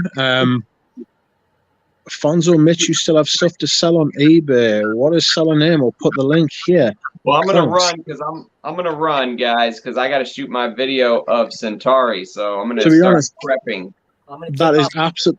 Great seeing you guys. Love you guys. Thanks for having me. Thank you. Love you too. Thank you. And, thanks, Rich. Congrats on your first StreamYard. Yes, thank you very much. I appreciate it from both of you. It's been an absolute pleasure talking to you. Ditto. Right, boys. Cheers, gents. Thanks, lads. Oh. And then there was one. Yes, it's very quiet in here now, isn't it? Oh, sad duck. Yes, thank you to everybody who has been here. I'll go on for a little while longer. I'm not going to go on for very much longer, like, because I'm a little bit tired now. But this was extremely fun and extremely rewarding. I enjoyed having everyone on. Afonso, you've got my email address, have you not? The problem I've got with putting stuff on eBay is that I've got like a financial limit of 650 quid, and I'm like £58 below it, so I can't list the other stuff that I want to sell. But if you send me an email, because I think you live in England, don't you? And you've got my email, I'll put my email in the chat. So if you want to send me an email, I will send you a list of the stuff that I am looking to sell. And there will be more, because I need to go through my autumn and winter stuff. I also need to go through the stuff at the back of my collection as well. I just had like a brief overview of stuff. I just had like a little cursory glance. I knew I wanted to sell the Rogers, and I priced my stuff to sell as well. You know, like I like to like price my stuff to be like able to get rid of it. I sold those Rogers for like 140, 150 quid, whereas they're like 245 retail, and they were full, basically. You know, I think some of the stuff that I'm trying to sell is actually, I'll tell you what we'll do. We'll go for a little walk, shall we? Oh, one moment, please. Let's have a look in here. So, Davidoff Leather Blend, Boss Elements, Vintage Platinum Egoist, Vintage Dracar Noir, Kenzo Jungle with a little toothbrush on the head, YSL Pour Arm, maybe D Squared Potion. I haven't made my mind up about that one yet, but I do think I would sell it. It's a great designer fragrance. It's just a shame they don't make shit like that anymore. Such a shame.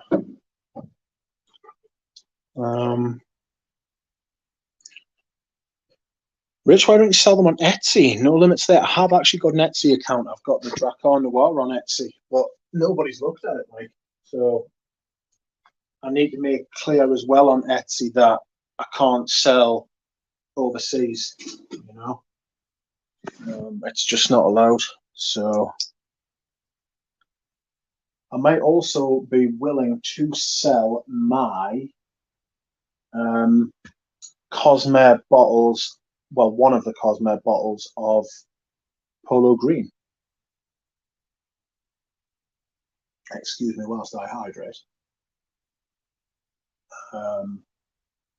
Ooh, I was going to take some oil for me going to sleep. Oh, I can't believe I've dropped that. Fucking tibby.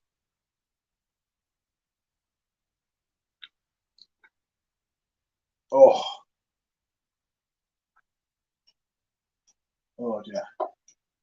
That tastes so bad. Ooh. Sorry for making strange noises down the phone here. Abe says, I love Platinum Egoist. Well, I've got one with a silver sprayer on for sale. If you love it, you want the old one. Let me know if you live in England, anyway. Excuse me whilst I yawn. Woof. I see on average Joe has decided to do a stream. Manly Sense saying suddenly we all wish we lived in the UK.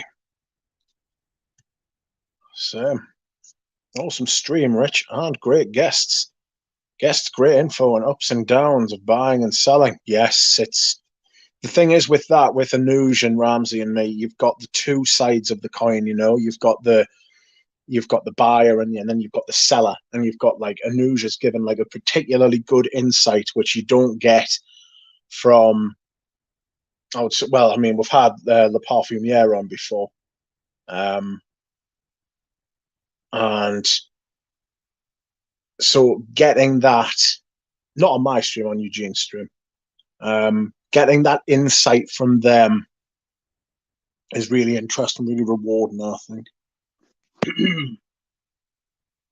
Sorry, I got something in my throat. Like, I wish it wasn't in my throat.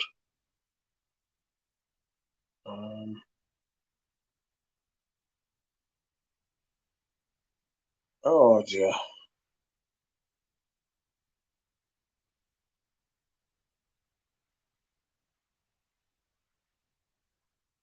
Excuse me. Who's this girl that an average Joe's doing a stream with? Bless him. Has he got himself a girl? Outrageous.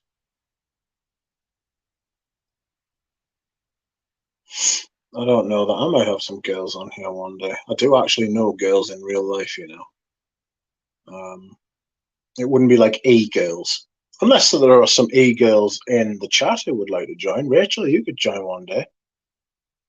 That would be nice. Or Lily could join if she wanted to. Lily had her earphones in when she came backstage. You should have joined. We could have chatted about perfume and everything. It would have been good. Oops. You may like the stream for Eugene if you wish. I only found out the other day you can like your own comments and like your, well, I mean, said the other day. It wasn't the other day. It was like a few weeks ago. You like your own comments and your own bloody streams and your own videos and stuff like that. Seems a little bit like, I don't know. I don't want to say self-defeating, but it like feels a little bit strange, doesn't it? That you could like your own content. Outrageous. You know? Quite strange. Sorry, I've managed to get myself lost.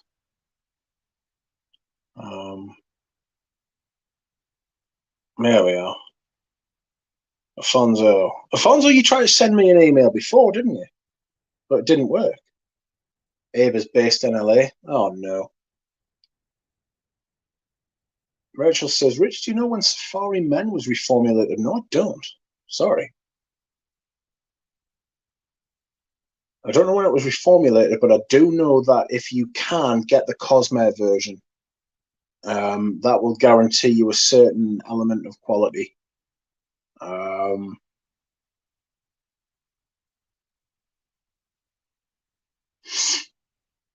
You know. Eugene says, where's Galen? Eugene, where are you? I sent the link to the chat, but you didn't join. You could join for 5 minutes if you wanted. Ramsay was the first guest I had on the channel, which is outrageous. I didn't even know I was going to do this. I didn't know I was going to be able to do this.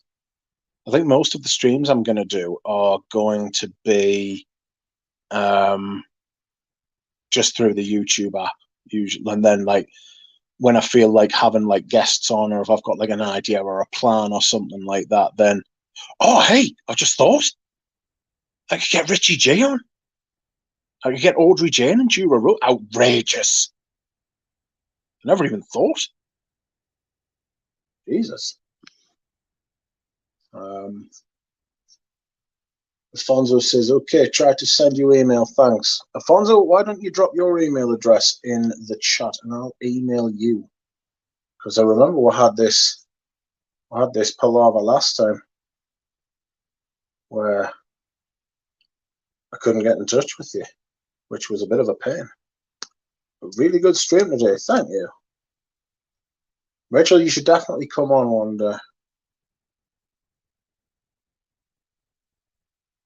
FCMC's on the plane. Which get Greggy Boy on would be great. Really would be great. I'll ask Greggy Boy if he wants to come on. I don't know how much he would, or how much he is into fragrance community anymore. I know he still loves his fragrances and stuff. I don't know how much he's into the fragrance community anymore, which is a shame because Greggy was like a proper OG. I could ask Wafts from the Loft. I could ask My World of Fragrance. I mean, I could ask these people. There's no guarantee that they'd come on. Thomas from Ouch 110. We could talk about vintage Samsara. Audrey Jane, Jura Rose, obviously. Richie G. I've had Ramsay on. Eugene hasn't been on yet. Galen hasn't been on yet. Smurfy Girly could come on. That's right. We could smell some samples. There's a couple other people I would ask as well. Greggy Boy and Max Hughesler. The three of you would have the same camera angle. Yes. I've got to be honest. When I started doing my videos, right, it did kill a few birds with one stone. But the way that I had my camera angle, like loads of different things in my videos were like tributes to other people. Like I used my intro. If you watch my earlier videos, my intro would be like an intro from a different reviewer. You know, I did Aaron Terrence Hughes.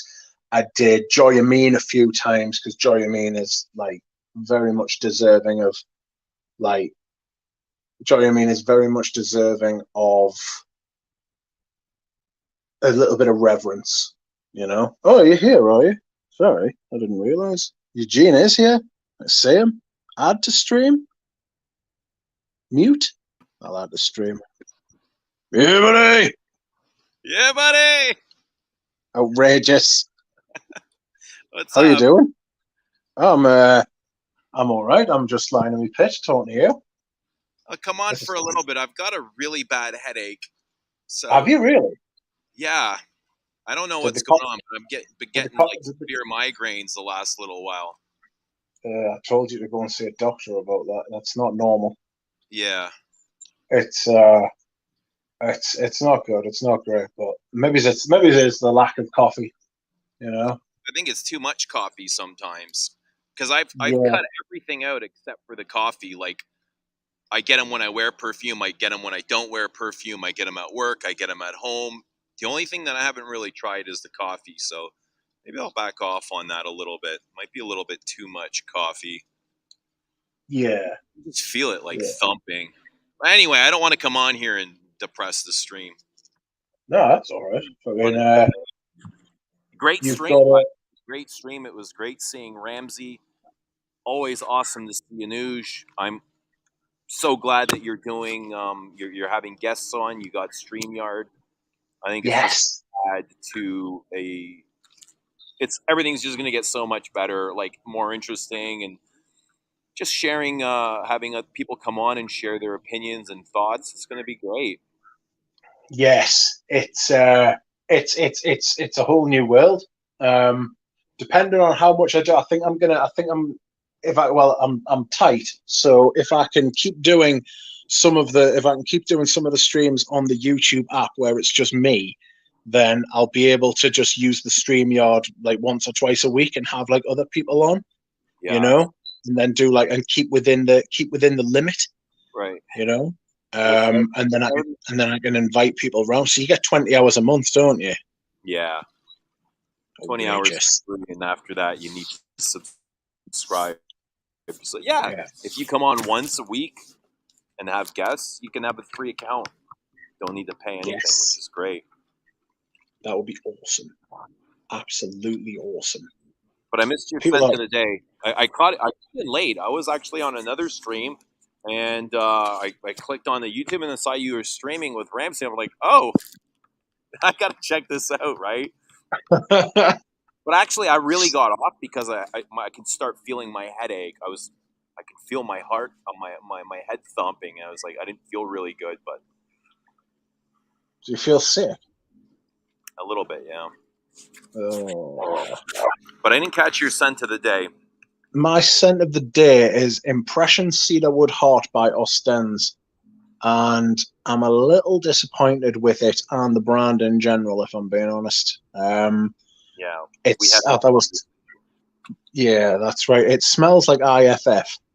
So it's all stuff you've smelled before, just in a different way.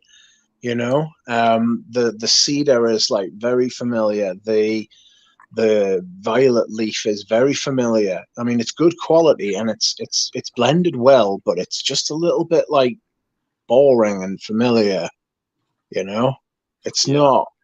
It's not. It's not. Yeah, it's 50 ml though, so I'll probably get through the bottle and then I'll be able to move on. And I mean, the performance isn't great either, and I want performance when I'm paying big niche prices, you know. Like you're talking. What is the retail?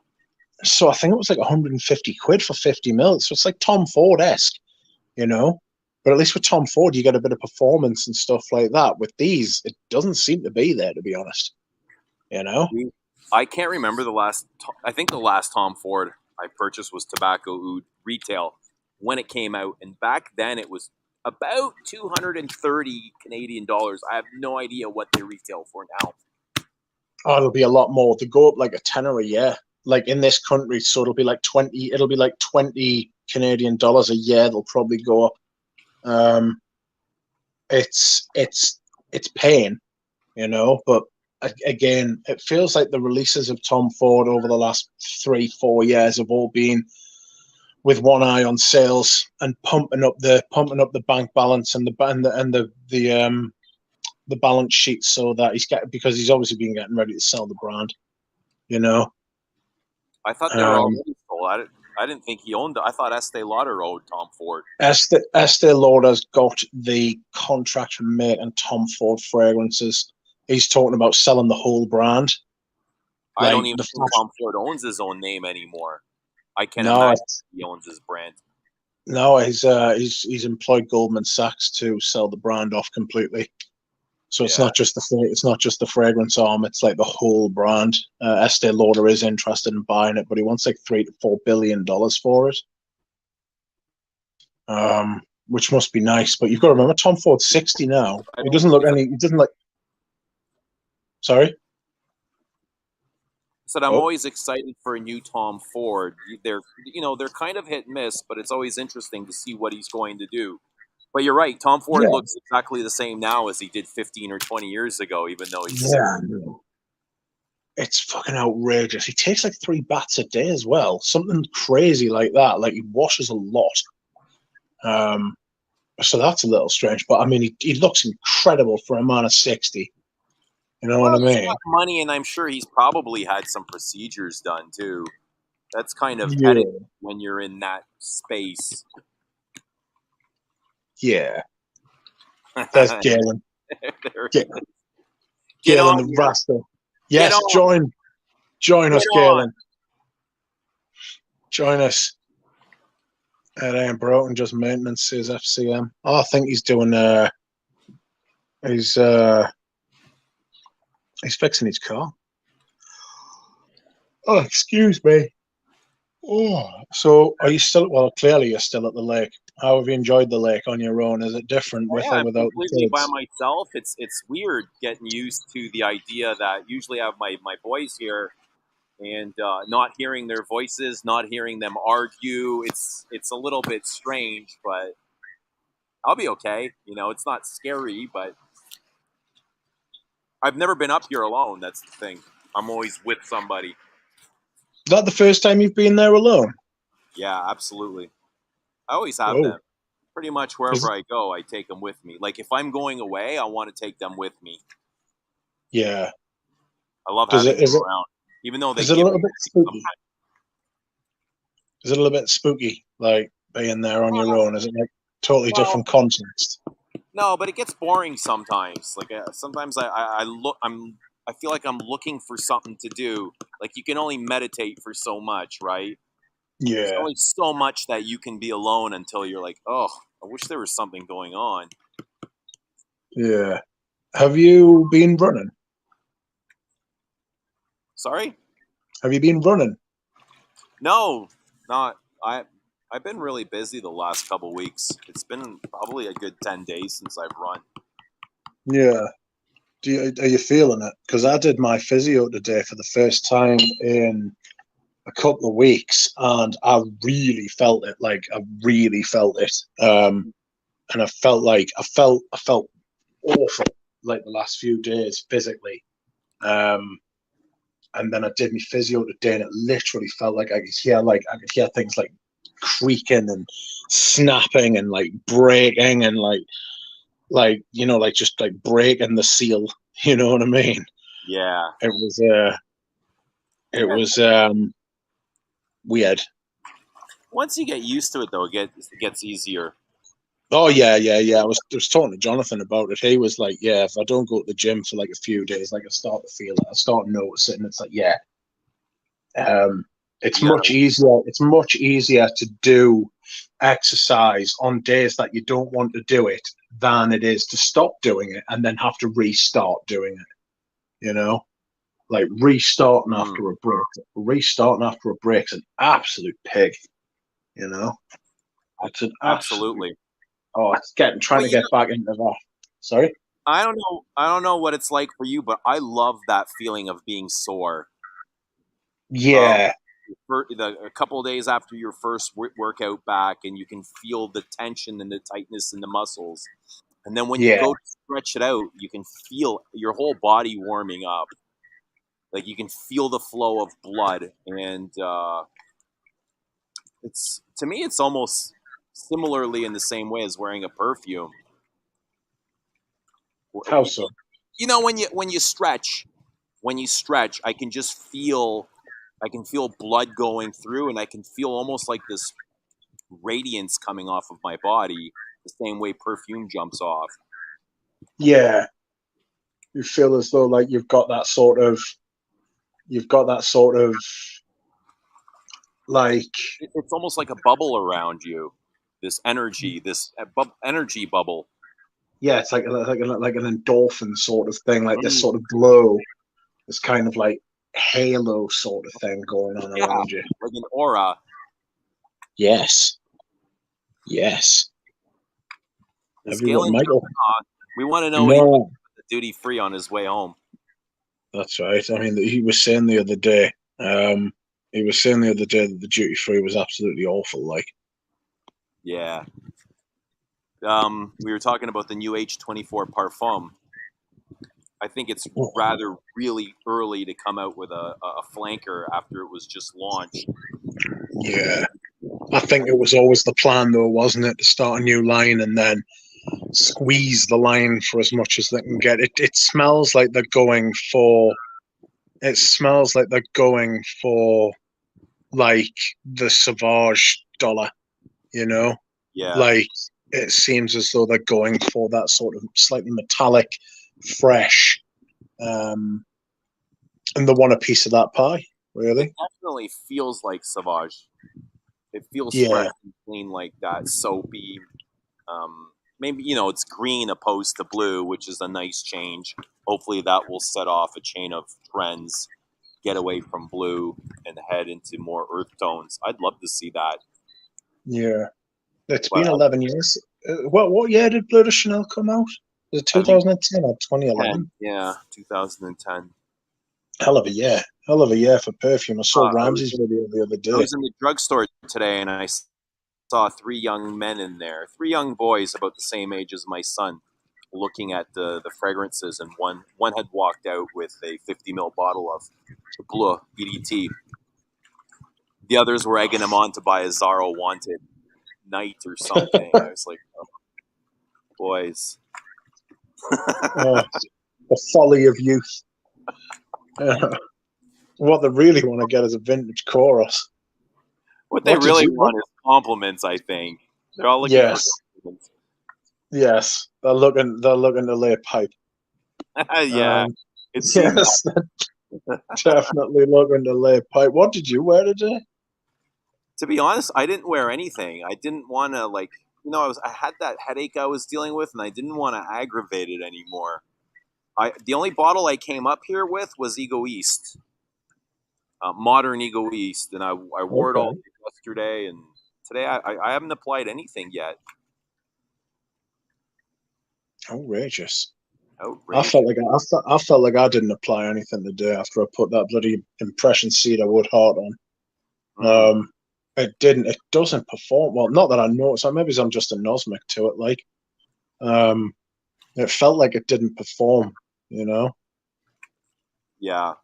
Well, maybe it's the weather. It's still relatively hot, and I think weather can have a huge effect on the performance of your fragrance. Yeah. Massive. Absolutely. Yeah, absolutely. We've had some shocking weather here today. When I did that video earlier about what's its chops? The Santa Maria Novella. Yeah. I did the video and it was pouring down, right? And then it like stopped, and then it started pouring down again. And I thought, when I woke up, I knew it was going to be miserable. So I wore that impression cedar wood heart because nice view. Because it's got the violet leaf in it, and I think the violet leaf's really good in the rain. Yeah, I love violet leaf. Yeah, I love the violet leaf. I can't wait to wear the vintage Fahrenheit I've got this autumn and winter. Speaking of violet leaf, I'm really excited for the new Hermescence violet leather. Yes, it's called something different, isn't it? It's violet something. It seems like it's a Russian leather. So it's going to be a Russian violet leather, probably birch tarry. But I'm really curious to see how Nigel is going to rebound from her first 3 Hermescence. And I find it really interesting, too, because they've already got a very dominant leather in that collection, and it's one of the greatest leathers of all time. And for them to be revisiting that theme makes me wonder what's going on. I think it's going to be something really different, because Queer D'Ange really does that queer thing so well. You know, that dry, smoky, salty, animalic leather. I can't imagine what she thinks she can put out that's going to be much different in a leather theme. It sounds like it's going to smell like Fahrenheit because it's violet and it's leather. Yeah. You know? So it's like, if you're going into that territory, then you better not fuck it up. You know what I mean? And like, I don't know what sales are like for her releases at Hermes, right? But she is like, she hasn't released anything that's made me think, wow, this is spectacular. You know, or like, wow, I can't remember what were the other was it Osmanthus Yunnan she did? No, that's an Elena. She did Cedar Sambach, the Oud, what was Hagar Ebene? Hagar Eben, and Mur Eglantine. And there's rumors, I don't know for sure, but there's rumors that a few have been discontinued or are going to be discontinued. And these rumors coming up and they keep swirling around. I've never heard that they're official, but it might be that they're clearing space to allow her to create and release new Hermes. Good God. What's going on, guys? Gentlemen? Rich? Hi. What's up, G-Spot? Not much. It's a pleasure. Isn't it, though? No, we're like killing time here at the airport. And still at the airport? Still at the airport, yeah. Go.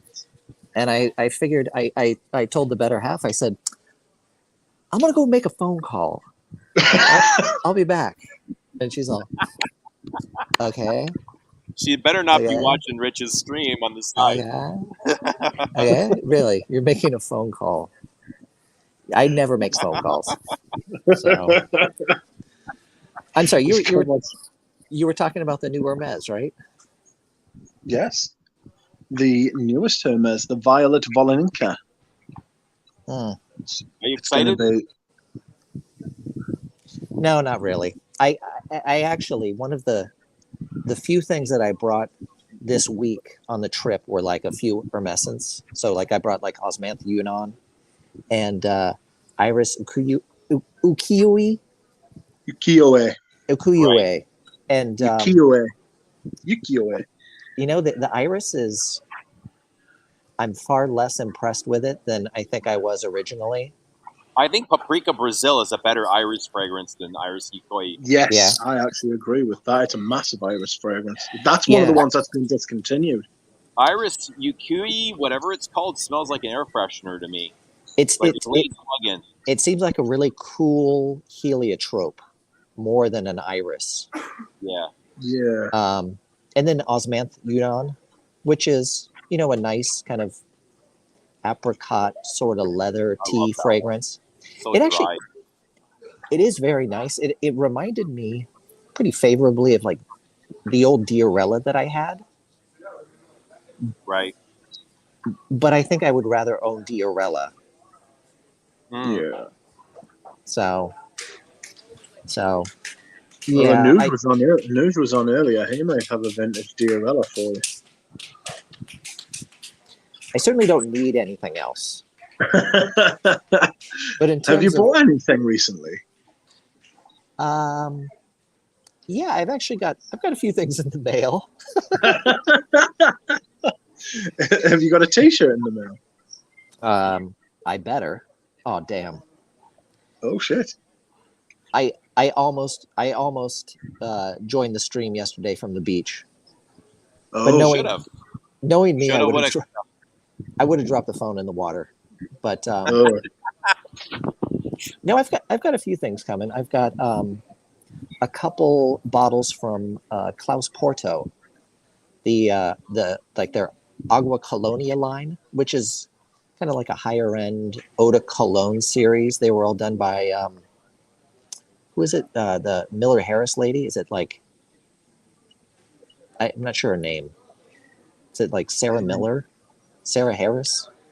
Something like that. It's pretty good. Pretty good shot in the dark to think that it could be Mrs. Harris or Mrs. Miller. It's something like that. I cannot remember her name. But Lynn Harris. Lynn Harris, that's what it is. I ordered a couple of those. I got like the geranium and then just like the classic eau de cologne. So those were on sale. But otherwise... Oh, sorry, I was going to say I've come right round to geranium. Like, geranium Paul Monsieur has opened my eyes to geranium. I've even got a geranium candle here. Nice. Yes. I'm a big fan of the geranium these days. It's the scent of the summer for me. I know. Well, you know, summer's almost over here. So I feel like I need to like get in as much warm weather perfume wearing as possible. Yes. You know, like every day 20 sprays of like shit, I don't know. 4711. 4711. Dude, that's one of those ones you just splash away with abandon and it's gone in about 3 minutes. Yes, it really is. Like, people think you're exaggerating when you say you can't smell it after 20 minutes, and it's like, no. You'd be lucky if you get 20 minutes out of 4711. Yeah. You know? It's really, like, it's got to be at least 95% alcohol. Mm-hmm. Yeah, easily. Waiting, are you going to have samples to try your perfume in the US? Enrique when will you be home? Eugene. Tonight, probably around 11 or 12. 11 or 12? Mm-hmm. It's like 11 o'clock it's now. Only 11 hours. It was only 11-hour, 11-minute drive to Toronto. It's not too late. You come and stay over. 11:11. It'd be tough to get across the border. I don't have much of a way with officials. I'm not much of a sweet talker. So it's a wanted man. Are you a Zorro wanted? Am I? I'm not. Eugene's frozen. Frozen in time. Oh, Oh no, he he's is. not. He's like the Terminator. Am I on delay? You keep freezing up. Am I on delay? It's like watching the Terminator in Betamax. That's right. He does have a Terminator look about him with the glasses on, doesn't he? Uh-huh. Yeah, and that picture that's sort of breaking up. Yes. This is 1980s Terminator. Uh-huh. kisses. Rich, what were you going to ask, Rich? I was going to ask how long your flight is from the East Coast to the West Coast. It's like 5 or 6 hours. Really? That's a long time. Yeah, it is. I could probably be in your neck of the woods in that same amount of time from here. Yes. Yep, absolutely. From the east, that's how long it takes. Because you get a headwind as well. Mm-hmm. I didn't think the Atlantic was the same size as the continental United States. It's looking on maps is always deceiving, though. Do you know what I mean? Yeah. It's like maps are never like a decent representation of like distance or anything like that, especially not global ones. You know, it's. But I never thought it was going to be. I never thought it was going to be 5 or 6 hours. I thought maybe like 3 or 4 because it's like 3 time zones, isn't it?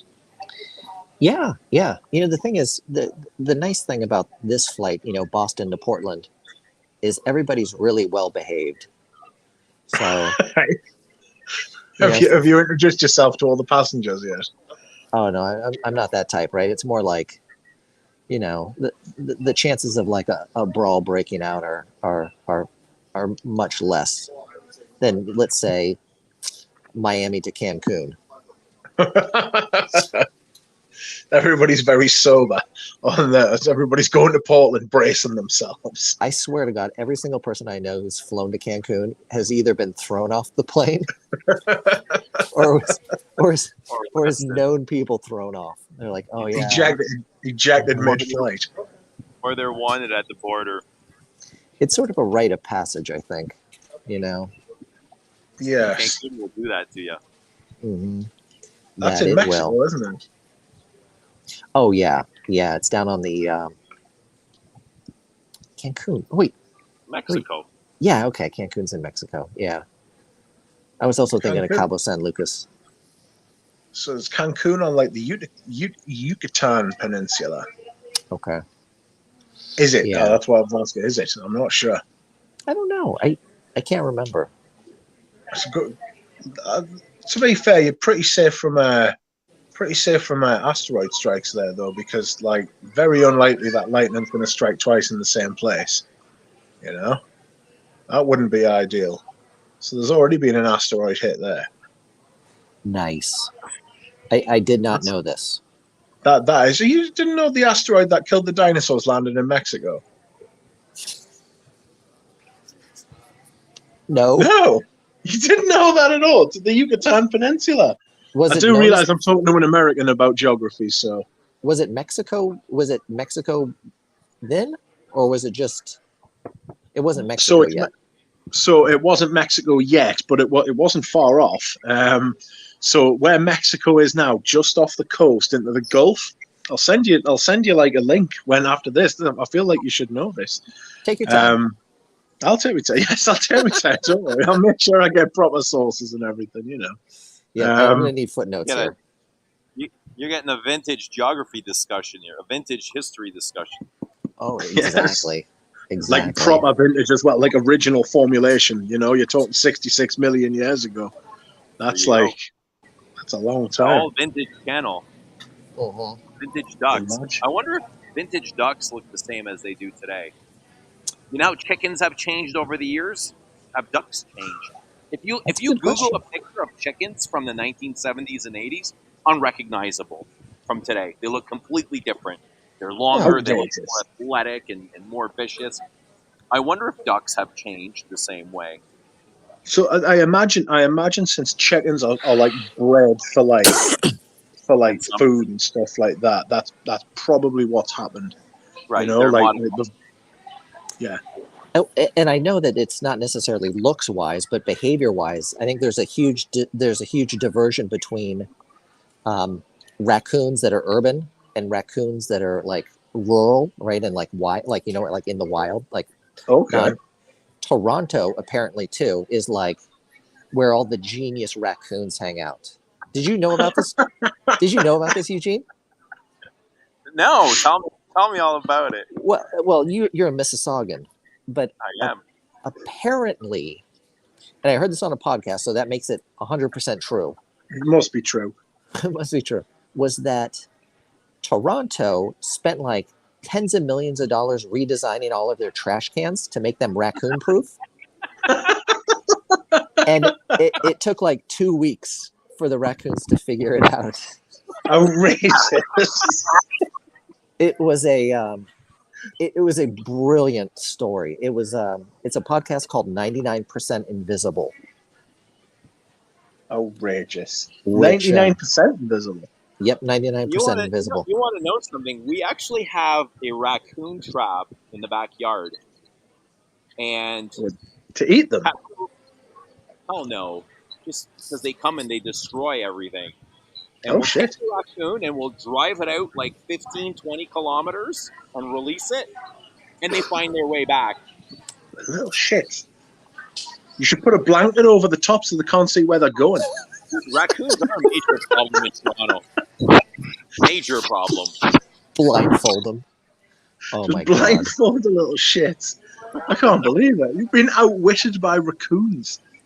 The crafty little critters. They are. We don't have they raccoons are good. over here. Too cold, probably. Too British. Really? You know? Dude, We should have bring some. We have don't otters, do that. we have wolves, coyotes.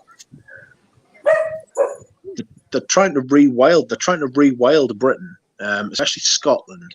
So they're trying to like reintroduce like wolves that like wolves that haven't been present here for like 37,000 years, and then they're trying to reintroduce like fucking bears and shit like that. And people are like, "Why are you trying to reintroduce all the ones that are going to kill people?"